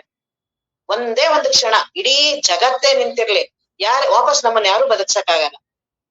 ಎಲ್ಲ ಆಮೇಲೆ ಮಾತಾಡ್ಬೋದು, ಎಂತ ಒಳ್ಳೆಯವ್ರಿದ್ರು, ಹಂಗಿದ್ರು, ಹಿಂಗಿದ್ರು. ಅದೇನು 3 ಕಾಸು ಪ್ರಯೋಜನ ಇಲ್ಲ. ನಾನೇ ಇಲ್ಲ ಅಂದ್ರೆ ಜಗತ್ ನನ್ನ ಹೊಗಳ್ತಾರ ತಗೊಂಡು ಏನ್ ಮಾಡೋದು? ಹಾಗಾಗಿ ನಾನು ಬಹಳ ತೀವ್ರವಾಗಿ ಆತ್ಮಜ್ಞಾನವನ್ನ ಪಡಿಬೇಕು. ಈ ನಾನ್ ಅನ್ನೋದನ್ನ ಹೋಗಿಸ್ಕೊಳ್ಳೇಬೇಕು. ಅದು ಬಹಳ ಗಟ್ಟಿ ಇದೆ ಒಳಗಡೆ. ನಾನು ನಾನು ನಾನು ಅಂತ. ಆ ನಾನನ್ನ ಕಂಡಿಡಿಯೋದೇ ಆತ್ಮಜ್ಞಾನ. ಅದಕ್ಕೆ ನಿಜಗುಣರು ಎಲ್ಲಾ ಗ್ರಂಥಗಳು ಅವ್ರು ಅದೇ ಹೇಳೋದು. ಅವರೆಲ್ಲಾ ಉಪದೇಶಗಳು ನಾನನ್ ಕಳ್ಕೊಳ್ಳೋದೆ. ಪರಮಾನುಭವ ಬೋಧೆ ಮೊದಲನೇ ಸಂಧಿನೇ ಅದು. ಪರದೊಳು ಆಕಸ್ಮಿಕವಾದನ ಕಲ್ಪಿತ ಪುರುಷನು ಅಖಿಳ ಭಾವದೊಡಗೂಡಿ. ನೀನ್ ಆತ್ಮ ವಸ್ತುನೇ ಇದೆಯಾ? ಸುಮ್ನೆ ಹಿಂಗೆ ಕಲ್ಪಿತ ಪುರುಷ ಆಗಿ ಕಾಣಿಸ್ತಿದ್ಯಾ? ಈ ನಾನನ್ ಸಂಶೋಧನೆ ಮಾಡೋದು ಈ ರೀತಿ. ಕಲ್ಪಿತ ಪುರುಷ ಆಗಿ ಕಾಣಿಸ್ತಾ ಇದೀಯ ನೀನು. ನೀನೇನು ಅಂತ ಈಗ ನೀನ್ ಇದೆಯಲ್ಲ, ನೀನ್ ಬರೀ ಕಲ್ಪನಾ. ಇದು ಅನುಭವ ಬರ್ಬೇಕಂದ್ರೆ ನನ್ ಎಂತ ಬಯಕೆ ಇರ್ಬೇಕಲ್ಲ ನನ್ನಲ್ಲಿ. ಎಷ್ಟು ತೀವ್ರವಾದ ಸಾಧನೆಗಳು ಬಯಕಲ್ಲ ನನಗೆ. ರಾತ್ರಿ ಎಲ್ಲ ನನಗೆ ನಿದ್ರೆ ಇರಬಾರ್ದಲ್ಲ. ಅವರೇ ನಿಜಗುಣರೇ ಹಿಂದೆ ಎಲ್ಲ ಹೇಳ್ತಾರಲ್ಲ, ನಿದ್ರೆ ನನಗೆ ಬಾರದಿನ್ ಪರಿಭವವ. ನನಗೆ ಇದನ್ನೆಲ್ಲಾ ನೋಡಿ ನನಗೆ ನಿದ್ರೆ ಬರ್ತಿಲ್ಲ. ನನಗೆ ಹಸಿವೆ ತೃಷೆಗಳ ಬಾಧೆ, ಕಾಮಕ್ರೋಧದ ಬಾಧೆ, ಇವೆಲ್ಲ ನಮಗ್ ಬಾಧೆನೆ ಅನ್ಸಿಲ್ಲ. ಬಹಳ ಫ್ರೆಂಡ್ ಆಗ್ಬಿಟ್ಟಿದೀವಿ ನಾವು ಅದ್ರಗಳ ಜೊತೆ. ಅದು ನಾನು ಎರಡು ಬೇರೆನೆ ಅಲ್ಲ. ಅಷ್ಟು ತನ್ಮಯತೆ ಅದ್ರಲ್ಲಿ. ಅವ್ರು ಅದನ್ನ ಅಳ್ತಾರೆ ಹಗಲು ರಾತ್ರಿ, ನನಗ್ ನಿದ್ರೆ ಬರ್ತಿಲ್ಲ ಅಂತ. ನಮಗ ಹಂಗ ಇಲ್ವೇ ಇಲ್ಲ. ಆರಾಮಾಗಿ ನಿದ್ರೆ ಮಾಡಿ ಪ್ರವಚನಕ್ಕೆ ಎಚ್ಚರ ಆಗಲ್ಲ. ಪ್ರವಚನಕ್ಕೆ ಎಷ್ಟೋ ಲೇಟಾಗಿ ಆರಾಮಾಗಿ ಬರ್ತೀವಿ. ಯಾಕೆ? ಪರಿಭವ ಅಂತಾನೆ ಅನ್ಸಿಲ್ಲ. ಆ ರೀತಿಯ ತಾಪ ಆಗಿದೆಯಲ್ಲ, ಆ ರೀತಿ ಏನ್ ಜೀವತ್ವ ನೀನು ಅಂತೀಯಲ್ಲ, ನೀನೇ ಅವನ್ ತಾಪ ಆಗಿರೋನಿಗೆ ಇದನ್ ಕೇಳಿದ್ರೆ ಎಷ್ಟ್ ಆರಾಮಾಗ್ತಾನವನು. ಏನ್ ತುಂಬಾ ತಾಪ ಮಾಡ್ಕೊಂಡಿದ್ಯಲ್ಲ, ನೀನೇ ಕಲ್ಪಿತ ಇದೀಯಾ? ಏನು ಇಲ್ಲ, ಬರೀ ಕಲ್ಪಿತ ಪುರುಷ. ಸುಮ್ನೆ ಹಿಂಗ್ ಭಾವಿಸ್ತಾ ಇದೀಯಾ? ಈಗೇನ್ ನಾನ್ ಕೂತಿದ್ದೀನಿ, ನನ್ಗಾಗಲ್ಲ, ನಾನ್ ಇಂಥವ್ರು ಅಂತವ್ರು ಅಂತಿದ್ಯಲ್ಲ, ನೀನು ಕಲ್ಪಿತ ಪುರುಷ ಇದೀಯ ನೀನು. ನೀನಿರೋದೇ ಬ್ರಹ್ಮ ವಸ್ತು. ಆ ಬ್ರಹ್ಮ ವಸ್ತುವಿನಲ್ಲಿ ಸುಮ್ನೆ ಪ್ರಕಟ ಆಗಿದ್ಯಾ ನೀನು. ಹೆಂಗೆ ಸಮುದ್ರ ಇದೆ, ಒಂದ್ ಸುಮ್ನೆ ಹಿಂಗ್ ಗುಳ್ಳ ಎದಳ್ತ ಅಷ್ಟೇ. ಯಾಕಷ್ಟೊಂದು ಮಹತ್ವ? ಹಿಂಗ್ ಅಲೆ ಎದಳ್ತು, ಅದು ತುಂಬಾ ಮಹತ್ವ ಕೊಟ್ಕೊಳ್ಳೋದು ಯಾಕೆ? ಅದಕ್ಕೆ ಅದ್ರಲ್ಲೇ ಕೂತಿರೋದು. ಇದೆಂತ ಅಲೆ? Tsunami Alena? ಅಂತ ಅಲೆನಾ? ಇದು ಎಂತದು? ಪಂಚಭೂತದಿಂದ ಆಗಿದೆ. ಇವನು ಚಿದಾಭಾಸ ಇದ್ದಾನೆ, ಇವನು ಹಂಗಿದ್ದಾನೆ, ಯಾರು ವರ್ಣನೆ? ಸುಮ್ನೆ ಹಿಂಗ್ ಎದ್ದಿದಾನು ಅಷ್ಟೇನೆ. ಯಾಕೆ ಅವನಿಗೆ ಅಷ್ಟೊಂದು? ಅದ್ರೊಳಗೆ ಯಾಕೆ ಅಷ್ಟು ಮಹತ್ವ ಕೊಡ್ತೀಯ? ಅಲೆ ಬಗ್ಗೆ ತುಂಬಾ ಮಹತ್ವ ಕೊಟ್ಟೆ, ಅದೇ ಆಗಿರ್ ಬಹಳ ಸುಖ ದುಃಖ ಅನುಭವಿಸ್ತೀಯ. ನೀರಿನ ಕಡೆ ನೋಡು. ಬರದೊಳು ಆಕಸ್ಮಿಕವಾದನ ಕಲ್ಪಿತ. ಸುಮ್ನೆ ಆಕಸ್ಮಿಕ ಆಗಿ ಏನೋ ಸುಮ್ನೆ ಹಿಂಗ ಆಯ್ತಷ್ಟೇನೆ. ಹೆಂಗೆ ಗಾಢ ನಿದ್ರೆ ಮಾಡ್ತಿರ್ತೀನಿ, ಸಡನ್ ಕನ್ಸು ಬಂತು, ಕಾರಣ ಗೊತ್ತಿಲ್ಲ ಅಷ್ಟೇ. ಆಯ್ತು. ಅದನ್ನೇ ಯಾಕೆ ಸಂಶೋಧನೆ ಮಾಡೋದು? ಕನ್ಸಲ್ಲ, ಸುಮ್ನೆ ಬಂತು ಕನಸು. ಯಾಕ ಕನಸು ಬಂತು? ನಾನ್ ಏನ್ ಮಾಡಿದ್ದೆ? ಹಿಂದೆ ಏನೇನೋ ಮಾಡಿದ್ನೇನೋ, ಆ ಸಂಸ್ಕಾರದಿಂದ ಕನಸು ಬಿತ್ತೇನೋ, ಅದು ಎಚ್ಚರದ ವಾಸನ. ಯಾಕಷ್ಟೊಂದ್ ತಲೆಗೆ ಹಾಕೋತೀಯ ಅದನ್ನೆಲ್ಲ? ಸುಮ್ನೆ ದೃಷ್ಟಾಂತನ ಬರೀ ನೇರವಾಗಿ ಸುಮ್ನೆ ನೋಡೋದನ್ನ. ಸುಮ್ನೆ ಗಾಢ ನಿದ್ರೆ, ಆರಾಮ್ ಮಲಗಿದ್ದೀನಿ, ಸುಮ್ನೆ ಬಂತು ಕನಸು ಅಷ್ಟೇನೆ. ಕನಸು ಅಷ್ಟೇ, ತಲೆ ಕೆಡಿಸ್ಕೋಬೇಡ ಬಹಳ ಅದಕ್ಕೆ. ಅದ್ರ ಬಗ್ಗೆನೇ ಜೀವನ ಪರ್ಯಂತ ಇಂಥ ಕನಸು ಬೀಳ್ಬಾರ್ದಾಗಿತ್ತು, ಈ ಕನ್ಸಲ್ಲಿ ಇದು ಬಂದಿದ್ ಕೆಟ್ಟದು, ಅದು ಬಂದಿತ್ತು. ಕನಸು ಅಂತಾನೆ ಹೇಳ್ತಾ ಇದಾರಲ್ಲ, ಶಬ್ದನೇ ಹೇಳ್ತಿದೆ ಕನಸು. ಕನಸು ಅಂದ್ರೇನೆ ಇಲ್ದೇ ಇರೋಂಥದ್ದು. ಇಲ್ದೇ ಇರೋದಕ್ಕೆ ಯಾಕೆ ಅಷ್ಟು ಮಹತ್ವ? ಹಾಗೆ ನನ್ನ ಜೀವತ್ವ ಆಕಸ್ಮಿಕವಾದ ನಾ ಕಲ್ಪಿತ ಪುರುಷ ಅಖಿಲ ಭಾವದೊಡಗೂಡಿ, ಒಟ್ಟಿಗೆ ಇವನು 10 ಭಾವನೆಗಳನ್ನ ತಗೊಂಡು ನಾನೀಗ ಉತ್ಪನ್ನ ಆಗ್ತೀನಿ. ನಾನೇ ಮಲಗಿದೀನಿ, ಏನು ಇಲ್ಲ, ಎದ್ದೆ, 10 ಭಾವನೆಗಳು ಒಂದೇ ಸಲಿ ಆಗತ್ತೆ. ನಿದ್ರೆ ಮಾಡಿದಾಗ ಏನು ಇಲ್ಲ, ಎದ್ದಾಗ 10 ಭಾವನೆಗಳು ಅಖಿಲ ಭಾವದೊಡಗೂಡಿ. ಮೊದಲನೇ ಭಾವನೆ ಈ ಅಹಂ ಭ್ರಮೆ. ಭ್ರಮೆ ಅಂತಾರೆ. ಭ್ರಮೆ ಅಂದ್ರೆ ಏನರ್ಥ?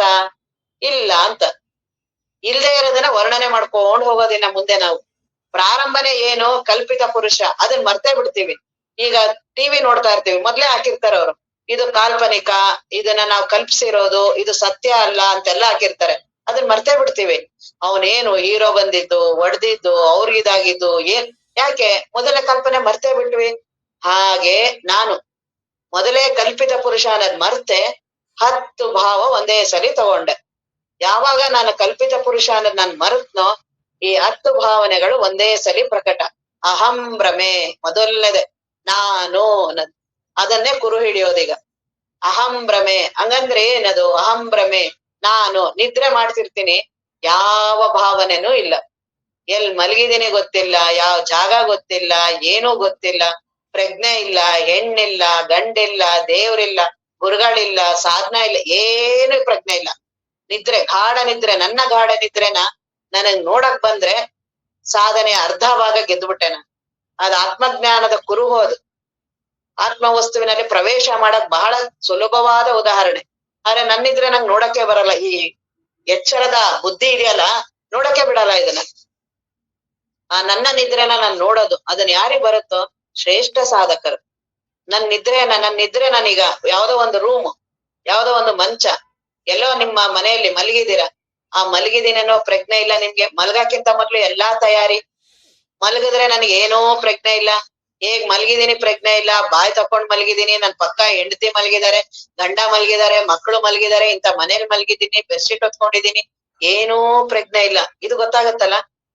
ನನ್ ದೇಹ ಒಳ್ಳೆ ಜಡವಾಗಿ ಬಿದ್ದಿದೆ, ಅದನ್ನ ನೋಡಕ್ ಬರುತ್ತಲ್ಲ ನನಗೆ. ಇಡೀ ನನ್ನ ದೇಹನೇ, ಇಡೀ ನನ್ನ ವ್ಯಕ್ತಿತ್ವನೇ.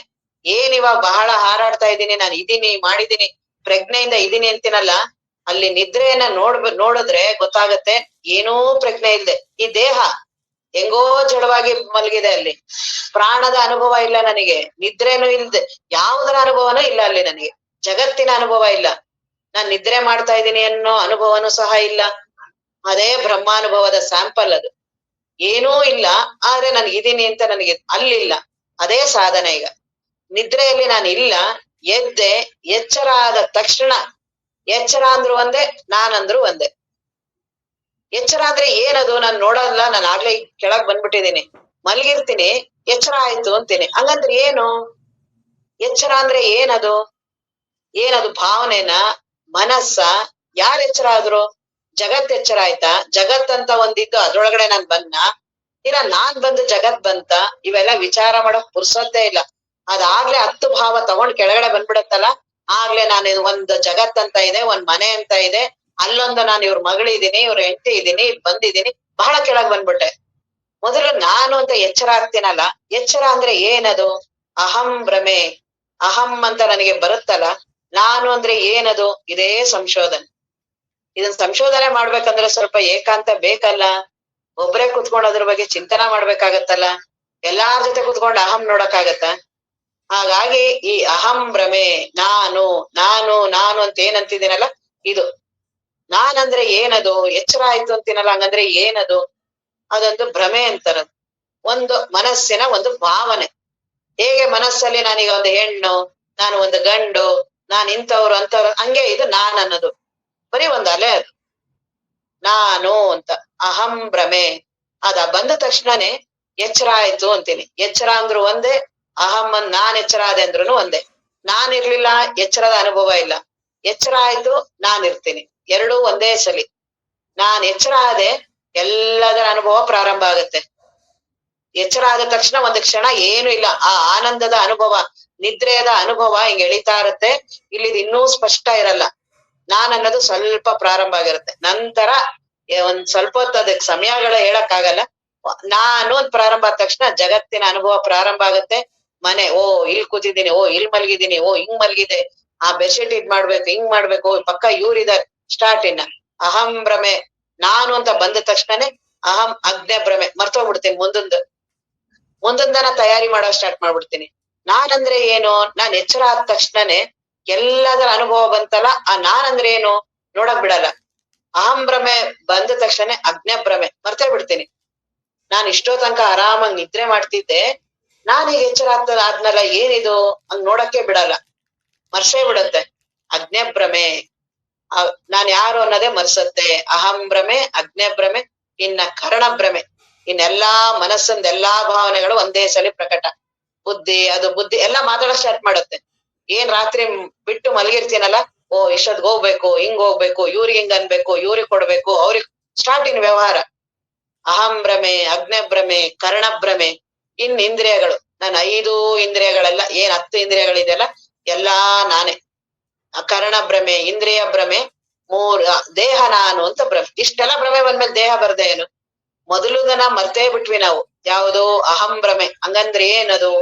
ಒಂದು ಅಲೆನ ಅದು, ಒಂದು ವಸ್ತುನ ಅದು, ಅಲ್ಲೊಂದ್ ಏನಾರು ಒಂದ್ ಇದೆಯಾ ಅಲ್ಲಿ, ಏನಾರು ಒಂದು ನಡೆದಿದ್ಯಾ ಅಲ್ಲಿ, ಏನಾರು ಆಗಿದ್ಯಾ, ಅದನ್ನ ನೋಡಕ್ಕೆ ಬರೋದಿಲ್ಲ. ಪೂರ್ತಿ ಕೆಳಗ್ ಬಂದ್ಬಿಟ್ಟಿರ್ತೇನೆ. ದೇಹ ಭ್ರಮೆ 3 ಅವಸ್ಥೆಗಳು. ನಾನ್ ಎಚ್ಚರ ಆಗ್ತೀನಿ, ಕನಸಾಗ್ತೀನಿ, ನಿದ್ರೆಗೆ ಹೋಗ್ತೀನಿ. ಈ ರೀತಿ 3 ಅವಸ್ಥೆಗಳಲ್ಲೇ ಇಷ್ಟು ಭ್ರಮೆಗಳು ಕೆಳಗಡೆ ಬರ್ತೀನಿ.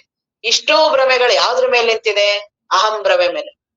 ಆ ನಾನನ್ನ ನನಗ್ ಬರ್ಲಿಲ್ಲ, ಇನ್ ಜಗತ್ ಯಾಕೆ ಕಾಣಿಸ್ತಾರೆ, ಹೆಂಡತಿ ಮಕ್ಳು ಯಾಕೆ ಕಾಣಿಸ್ತಾರೆ, ಮನೆ ಯಾಕೆ ಕಾಣಿಸ್ತಾರೆ? ಯಾರು ಕಾಣಿಸಲ್ಲ. ನನಗ ಅದ ಅಹಂ ಏನ್ ಮಾಡಿದ್ರು ನೋಡಕ್ ಬಿಡಲ್ಲ. ಯಾಕೆ? ಆಗ್ಲೇ ಕೆಳಗ್ ಇಷ್ಟು ಭ್ರಮೆಗಳು ಬಂದ್ಬಿಟ್ಟಿದೆಯಲ್ಲ. ಈಗ ಆ ಅಹಂ ನೋಡೋದೆ ಜ್ಞಾನ. ಎಷ್ಟು ಸುಲಭ ಅಲ್ಲ? ಅಹಂ ನೋಡಿದ್ರೆ ಸಾಕಲ್ಲ. ದೇಹ ಎಲ್ಲೋ ಕೆಳಗಿದೆ, ಎಷ್ಟನೇ ಕೊನೆ ಭ್ರಮೆ ಅವು. ಅಹಂ ಭ್ರಮೆ, ಅಗ್ನಿ ಭ್ರಮೆ, ಕರ್ಣ ಭ್ರಮೆ, ಇಂದ್ರಿಯ ಭ್ರಮೆ, ದೇಹ ನಾನು, 3 ಅವಸ್ಥೆಗಳು ಒಟ್ಟಿಗೆ ಒಂದೇ ಸಲಿ ಬರುತ್ತೆ. ಇನ್ ಸ್ಟಾರ್ಟ್ ಇವನ್ ಪ್ರಪಂಚ. ಇನ್ನ ರಾತ್ರಿವರೆಗೂ ಇವುಗಳಲ್ಲೇ ಹೋರಾಟ ಮಾಡಿ ಮಾಡಿ ಮಾಡಿ ಪ್ರಜ್ಞೆ ಇಲ್ಲದೆ ಮಲ್ಕೊಂಡ್ಬಿಡ್ತೀನಿ ನಿದ್ರೆಗೆ. ಅಹಂ ಹೋಗ್ ಮುಳುಗುತ್ತಲ್ಲಿ. ತಿರ್ಗಾ ಬೆಳಗ್ಗೆ ಎಂದಿನಂತೆ ಸ್ಟಾರ್ಟ್. ಅಹಂ ಸ್ಟಾರ್ಟ್ ಆಗತ್ತೆ, ಜೀವನ ಸ್ಟಾರ್ಟ್ ಮಾಡುತ್ತೆ. ನಿದ್ರೆ ಬರುತ್ತೆ, ಅಹಂ ಮುಳುಗತ್ತೆ. ಇದೇ ರೀತಿ ಆ ಅಹಂನ ನೋಡಕ್ ಬರ್ತಿದೆ ಅಲ್ಲ. ಅಹಂ ಇದ್ರೆ ನನ್ ಜಗತ್ತೆಲ್ಲ, ನನ್ ಜೀವನ ಪ್ರಾರಂಭ ಆಗತ್ತೆ. ಅಹಂ ಮುಳುಗಿದ್ರೆ ನನ್ ಜೀವನ ಇಲ್ಲ. ನಾನಂತ ಬಂದ್ರೆ ನನ್ ಜಗತ್ ಪ್ರಾರಂಭ ಆಗತ್ತೆ. ನಾನ್ ಮುಳುಗಿದ್ರೆ ಜಗತ್ತಿಲ್ಲ. ಇದೇ ಕುರು ಹಿಡಿಯೋದು. ಇದು 1 ದಿನ 2 ದಿನಕ್ಕೆ ಬರೋದಕ್ಕೆ ಕಷ್ಟ. ಯಾಕೆ? ಶ್ರವಣಾದಿಗಳಲ್ಲಿ ಇಲ್ಲಿ ಗುರುಗಳ ಮಹಾತ್ಮರ ಅನುಗ್ರಹ ಇರುತ್ತೆ. ಇಲ್ಲಿ ಸುಲಭವಾಗಿ ನಾನನ್ನ ನೋಡ್ಬೋದು.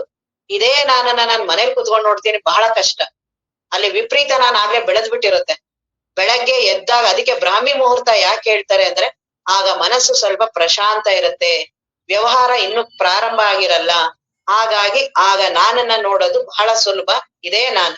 ಇದನ್ನೇ ಕುರು ಹಿಡಿಯೋದು.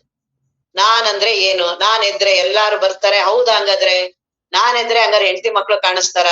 ಇದನ್ನ ನೋಡ್ಬೇಕು, ಆಗ್ಲೇ ತೀರ್ಮಾನ ಮಾಡ್ಬಾರ್ದು. ನಾನಂದ್ರೆ ಜಗತ್ತು, ನಾನಂದ್ರೆ ಹೆಂಡತಿ ಮಕ್ಳು, ಬರೀ ಸುಮ್ನೆ ತಿಳುವಳಿಕೆ ಅದು. ನಾನೇ ಸಂಶೋಧನೆ ಮಾಡ್ಬೇಕು. ನಾನ್ ಬಂದ್ರೆ ಇವರೆಲ್ಲ ಬರ್ತಾರೆ ಅಂದ್ರೆ ನಾನ್ಯಾಕೆ ಸುಖ ದುಃಖಕ್ಕೆ ಒಳಗಾಗ್ತೀನಿ?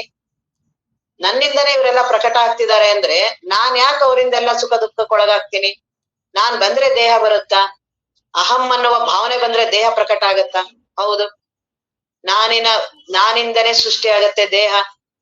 ದೇಹ ಸ್ವತಂತ್ರವಾಗಿ ಇಲ್ಲ. ಇದಕ್ಕೆಲ್ಲಾ ಕಾರಣ ಇರೋದು ಬರೀ ಅಹಂ ಅನ್ನುವ ಒಂದೇ ಒಂದು ಭ್ರಮೆ, ಒಂದೇ ಒಂದು ಅಲೆ. ಇದು ಸುಮ್ನೆ ಹಿಂಗೆ ತುಂಬಾ ಮಹತ್ವ ಕೊಟ್ಟಿದ್ದೀನಿ ಅದಕ್ಕೆ ನಾನು. ಅದೇ ಅನುಭವದ ಕಡೆ ಲಕ್ಷ್ಯ ಕೊಡು. ಇದಕ್ಕೇನೂ ಭ್ರಮೆ, ಇದು ಬರೀ ಕಲ್ಪಿತ ಪುರುಷ ಇವನು. ಇವನಿಗೇನು ಅಸ್ತಿತ್ವ ಇಲ್ಲ. ಸಮುದ್ರದಲ್ಲಿದೆ, ಅಲ್ಲಿ ಅಲೆ ಎದಳತ್ತೆ, ಗುಳ್ಳೆ ಬರುತ್ತೆ, ನೊರೆ ಬರುತ್ತೆ. ಏನಾದ್ರು ಮಹತ್ವ ಇದೆಯಾ? ನಾವು ಬರೀ ಅದಕ್ಕೆ ಮಹತ್ವ ಕೊಟ್ಟಿದೀವಿ. ಜೀವತ್ವಕ್ಕೆ ಬಹಳ ಮಹತ್ವ, ಏನು ಅದಕ್ಕೆ ಯೋಗ್ಯತೆ ಇಲ್ಲ. ಏನೋ ಸಮುದ್ರದಲ್ಲಿ ಏನಕ್ಕೆ ಎದ್ದಿದೆಯೋ ಗೊತ್ತಿಲ್ಲ, ಸುಮ್ನೆ ಎದ್ದಿದೆ ಅದ್ರಲ್ಲಿ ಅಷ್ಟೇ. ಸಮುದ್ರ ಏನಾದ್ರು ಅದಕ್ಕೆ ಬಹಳ ಮಹತ್ವ ಕೊಟ್ಟಿದ್ಯಾ? ಇವುಗಳೆಲ್ಲ ಕಳ್ಕೊಂಡು ಸಮುದ್ರ ನೋಡೋದ? ಸಮುದ್ರದ ಕಡೆ ಲಕ್ಷ್ಯ ಕೊಡು, ಅಲೆ ಕಾಣಿಸೋದೇ ಇಲ್ಲ. ಅದ್ರದೇ ಆಕಾರ ಅದು. ಸಮುದ್ರದ ಕಡೆ ಲಕ್ಷ್ಯ ಕೊಟ್ರೆ ಅಲೆ, ನೊರೆ, ಗುಳ್ಳೆ, ಅವಕ್ಕೆ ಏನಾದ್ರು ಅದಕ್ಕೆ ಅಸ್ತಿತ್ವ ಇದೆಯಾ? ಹಾಗೆ ಈ ಜೀವತ್ವಕ್ಕೆ, ನಾನನ್ನುವ ಅಹಂಕಾರಕ್ಕೆ, ನಾನು ಅಂತ ಏನಿದೆಯಲ್ಲ, ಈ ಅಹಂಕಾರನು ಅಷ್ಟೇ ಅದರ ಯೋಗ್ಯತೆ. ಸುಮ್ನೆ ಏನೋ ಒಂದ್ ಸ್ವಲ್ಪ ಹಿಂಗ್ ಕಾಣಿಸಿದೆ, ಇದು ಬಯಲಲ್ಲಿ ಇದ್ದಂಗೆ ಇದು ಗಾಳಿ ದೀಪ ಬಯಲಲ್ಲಿ ಇಟ್ಟಿರ್ತಾರಲ್ಲ, ಯಾವ ಕ್ಷಣ ಬೇಕಾದ್ರೂ ಆರೋಗ್ಬೋದು, ಸುಮ್ನೆ ಏನೋ ಈಗ ಹಚ್ಚಿಟ್ಟಿದಾರೆ ಅಷ್ಟೇನೆ. ಹಾಗೆ ನಾನು ಅನ್ನುವ ನನ್ನ ಬದುಕು ಅಂತಿದ್ಯಲ್ಲ, ಏನೋ ಬದುಕು ಇಷ್ಟೊಂದು ವರ್ಷ ಅಂತ ಈಗ ಇಟ್ಟಿದೆ, ಯಾವ ಕ್ಷಣ ಬೇಕಾದ್ರೂ ಹೋಗ್ಬೋದು, ಅದ್ರ ಸ್ವಭಾವ ಅದು. ಹೋಗ್ಲಿ, ನಾನ್ ಆ ರೀತಿ ಅಲ್ಲ. ನಾನು ಸಮುದ್ರ, ಅಬ್ಧಿ ಅಪಾರ ಸ್ವರೂಪ ಮಮ. ಇವೆಲ್ಲ ಲಹರಿ, ವಿಷ್ಣು, ಮಹೇಶ, ಇವರೆಲ್ಲ ಏನೇನಿದಾರಲ್ಲ ದೇವರುಗಳು, ದೇವತೆಗಳು, ಅವರೇ ಅಲೆಗುಳ್ಳೆಗಳು ಅಂದ್ಮೇಲೆ ನಾನ್ ಇನ್ನೆಂತವ್ರು ಇರ್ಬೋದು, ಎಷ್ಟು ಸಣ್ಣ ಇರ್ಬೋದು ಜೀವತ್ವ. ಅದಕ್ಕೆ ಆ ಜೀವತ್ವಕ್ಕೆ ಬಹಳ ಮಹತ್ವ ಕೊಡ್ಬೇಡ. ನೀನ್ ಅದಕ್ ಮಹತ್ವ ಕೊಟ್ಟಿಲ್ಲ, ಅದ್ ಹೇಗ್ ನಡ್ಕೋಬೇಕು ಅದು ನಡ್ಕೊಳ್ಳುತ್ತೆ. ಅದು ಗುರುವಿಗೆ ಅರ್ಪಿಸೋದನ್ನ ಬದುಕನ್ನ. ಅವ್ರು ಹೇಗ್ ನಡೆಸ್ಬೇಕೋ ಹಾಗೆ ನಡೆಸ್ತಾರೆ. ನೀನು ದೇವನಿಗಾಗಿ, ಜ್ಞಾನಕ್ಕಾಗಿ ಬದುಕನ್ನ ದೇವನ ಕಡೆ ಲಕ್ಷ್ಯ ಕೊಡು, ಆತ್ಮಜ್ಞಾನದ ಅನುಭವದ ಕಡೆ ಲಕ್ಷ್ಯ ಕೊಡು. ತಾನೇ ಅವೆಲ್ಲ ಇರುತ್ತೋ ಹೋಗುತ್ತೋ, ನಾ ದೇವರಾಗ್ಬಿಡ್ತೀವಿ. ಇನ್ನ ಜನ್ಮಾದಿಗಳಿಲ್ಲ, ಊಹೆನಾರು ಮಾಡು, ಸುಮ್ನೆ ಕಲ್ಪನೆನಾರು ಖುಷಿನಾರು ಪಡೋದು. ಆತ್ಮದ ಅನುಭವ ಬಂದ್ರೆ ಇನ್ನ ಬದುಕು ಅನ್ನೋದಿಲ್ಲ. ದೇಹ ಹುಡುಕ್ಬೇಕು, ಎಲ್ಲಿದೆ ದೇಹ ಅಂತ. ದೇಹನೇ ಇಲ್ಲ ಅಂದ್ರೆ ಇನ್ ಸಂಸಾರ ಉಳಿದಿರುತ್ತಾ? ದೇಹ ಎಲ್ಲಿ, ಜೀವತ್ವ ಎಲ್ಲಿ, ಹುಡುಕ್ಬೇಕು ಅವುಗಳನ್ನೆಲ್ಲ. ಅಷ್ಟು ನಾನು ಅರಿವಿನ ಸಮುದ್ರ, ನಾನು ಇರುವಿನ ಸಮುದ್ರ, ನಾನು ಆನಂದದ ಸಮುದ್ರ, ನಾನು ಆತ್ಮಾನುಭವದ ಕಡೆ ಲಕ್ಷ್ಯ ಕೊಡು. ಈ ರೀತಿಯಾಗಿ ನಾನೆಲ್ಲ ಸಂಶೋಧನೆ ಮಾಡೋದು. ಸಮಯ ಆಗಿದೆ, ಮುಂದೊಂದು ನಾಳೆ. ಪೂರ್ಣಮದ ಪೂರ್ಣಮಿದಂ ಪೂರ್ಣಾತ್ ಪೂರ್ಣಮುದಚ್ಯತೆ ಪೂರ್ಣಸ್ಯ ಪೂರ್ಣಮಾದಾಯ ಪೂರ್ಣಮೇವಾವಶಿಷ್ಯತೆ. ಓಂ ಶಾಂತಿ ಶಾಂತಿ ಶಾಂತಿ.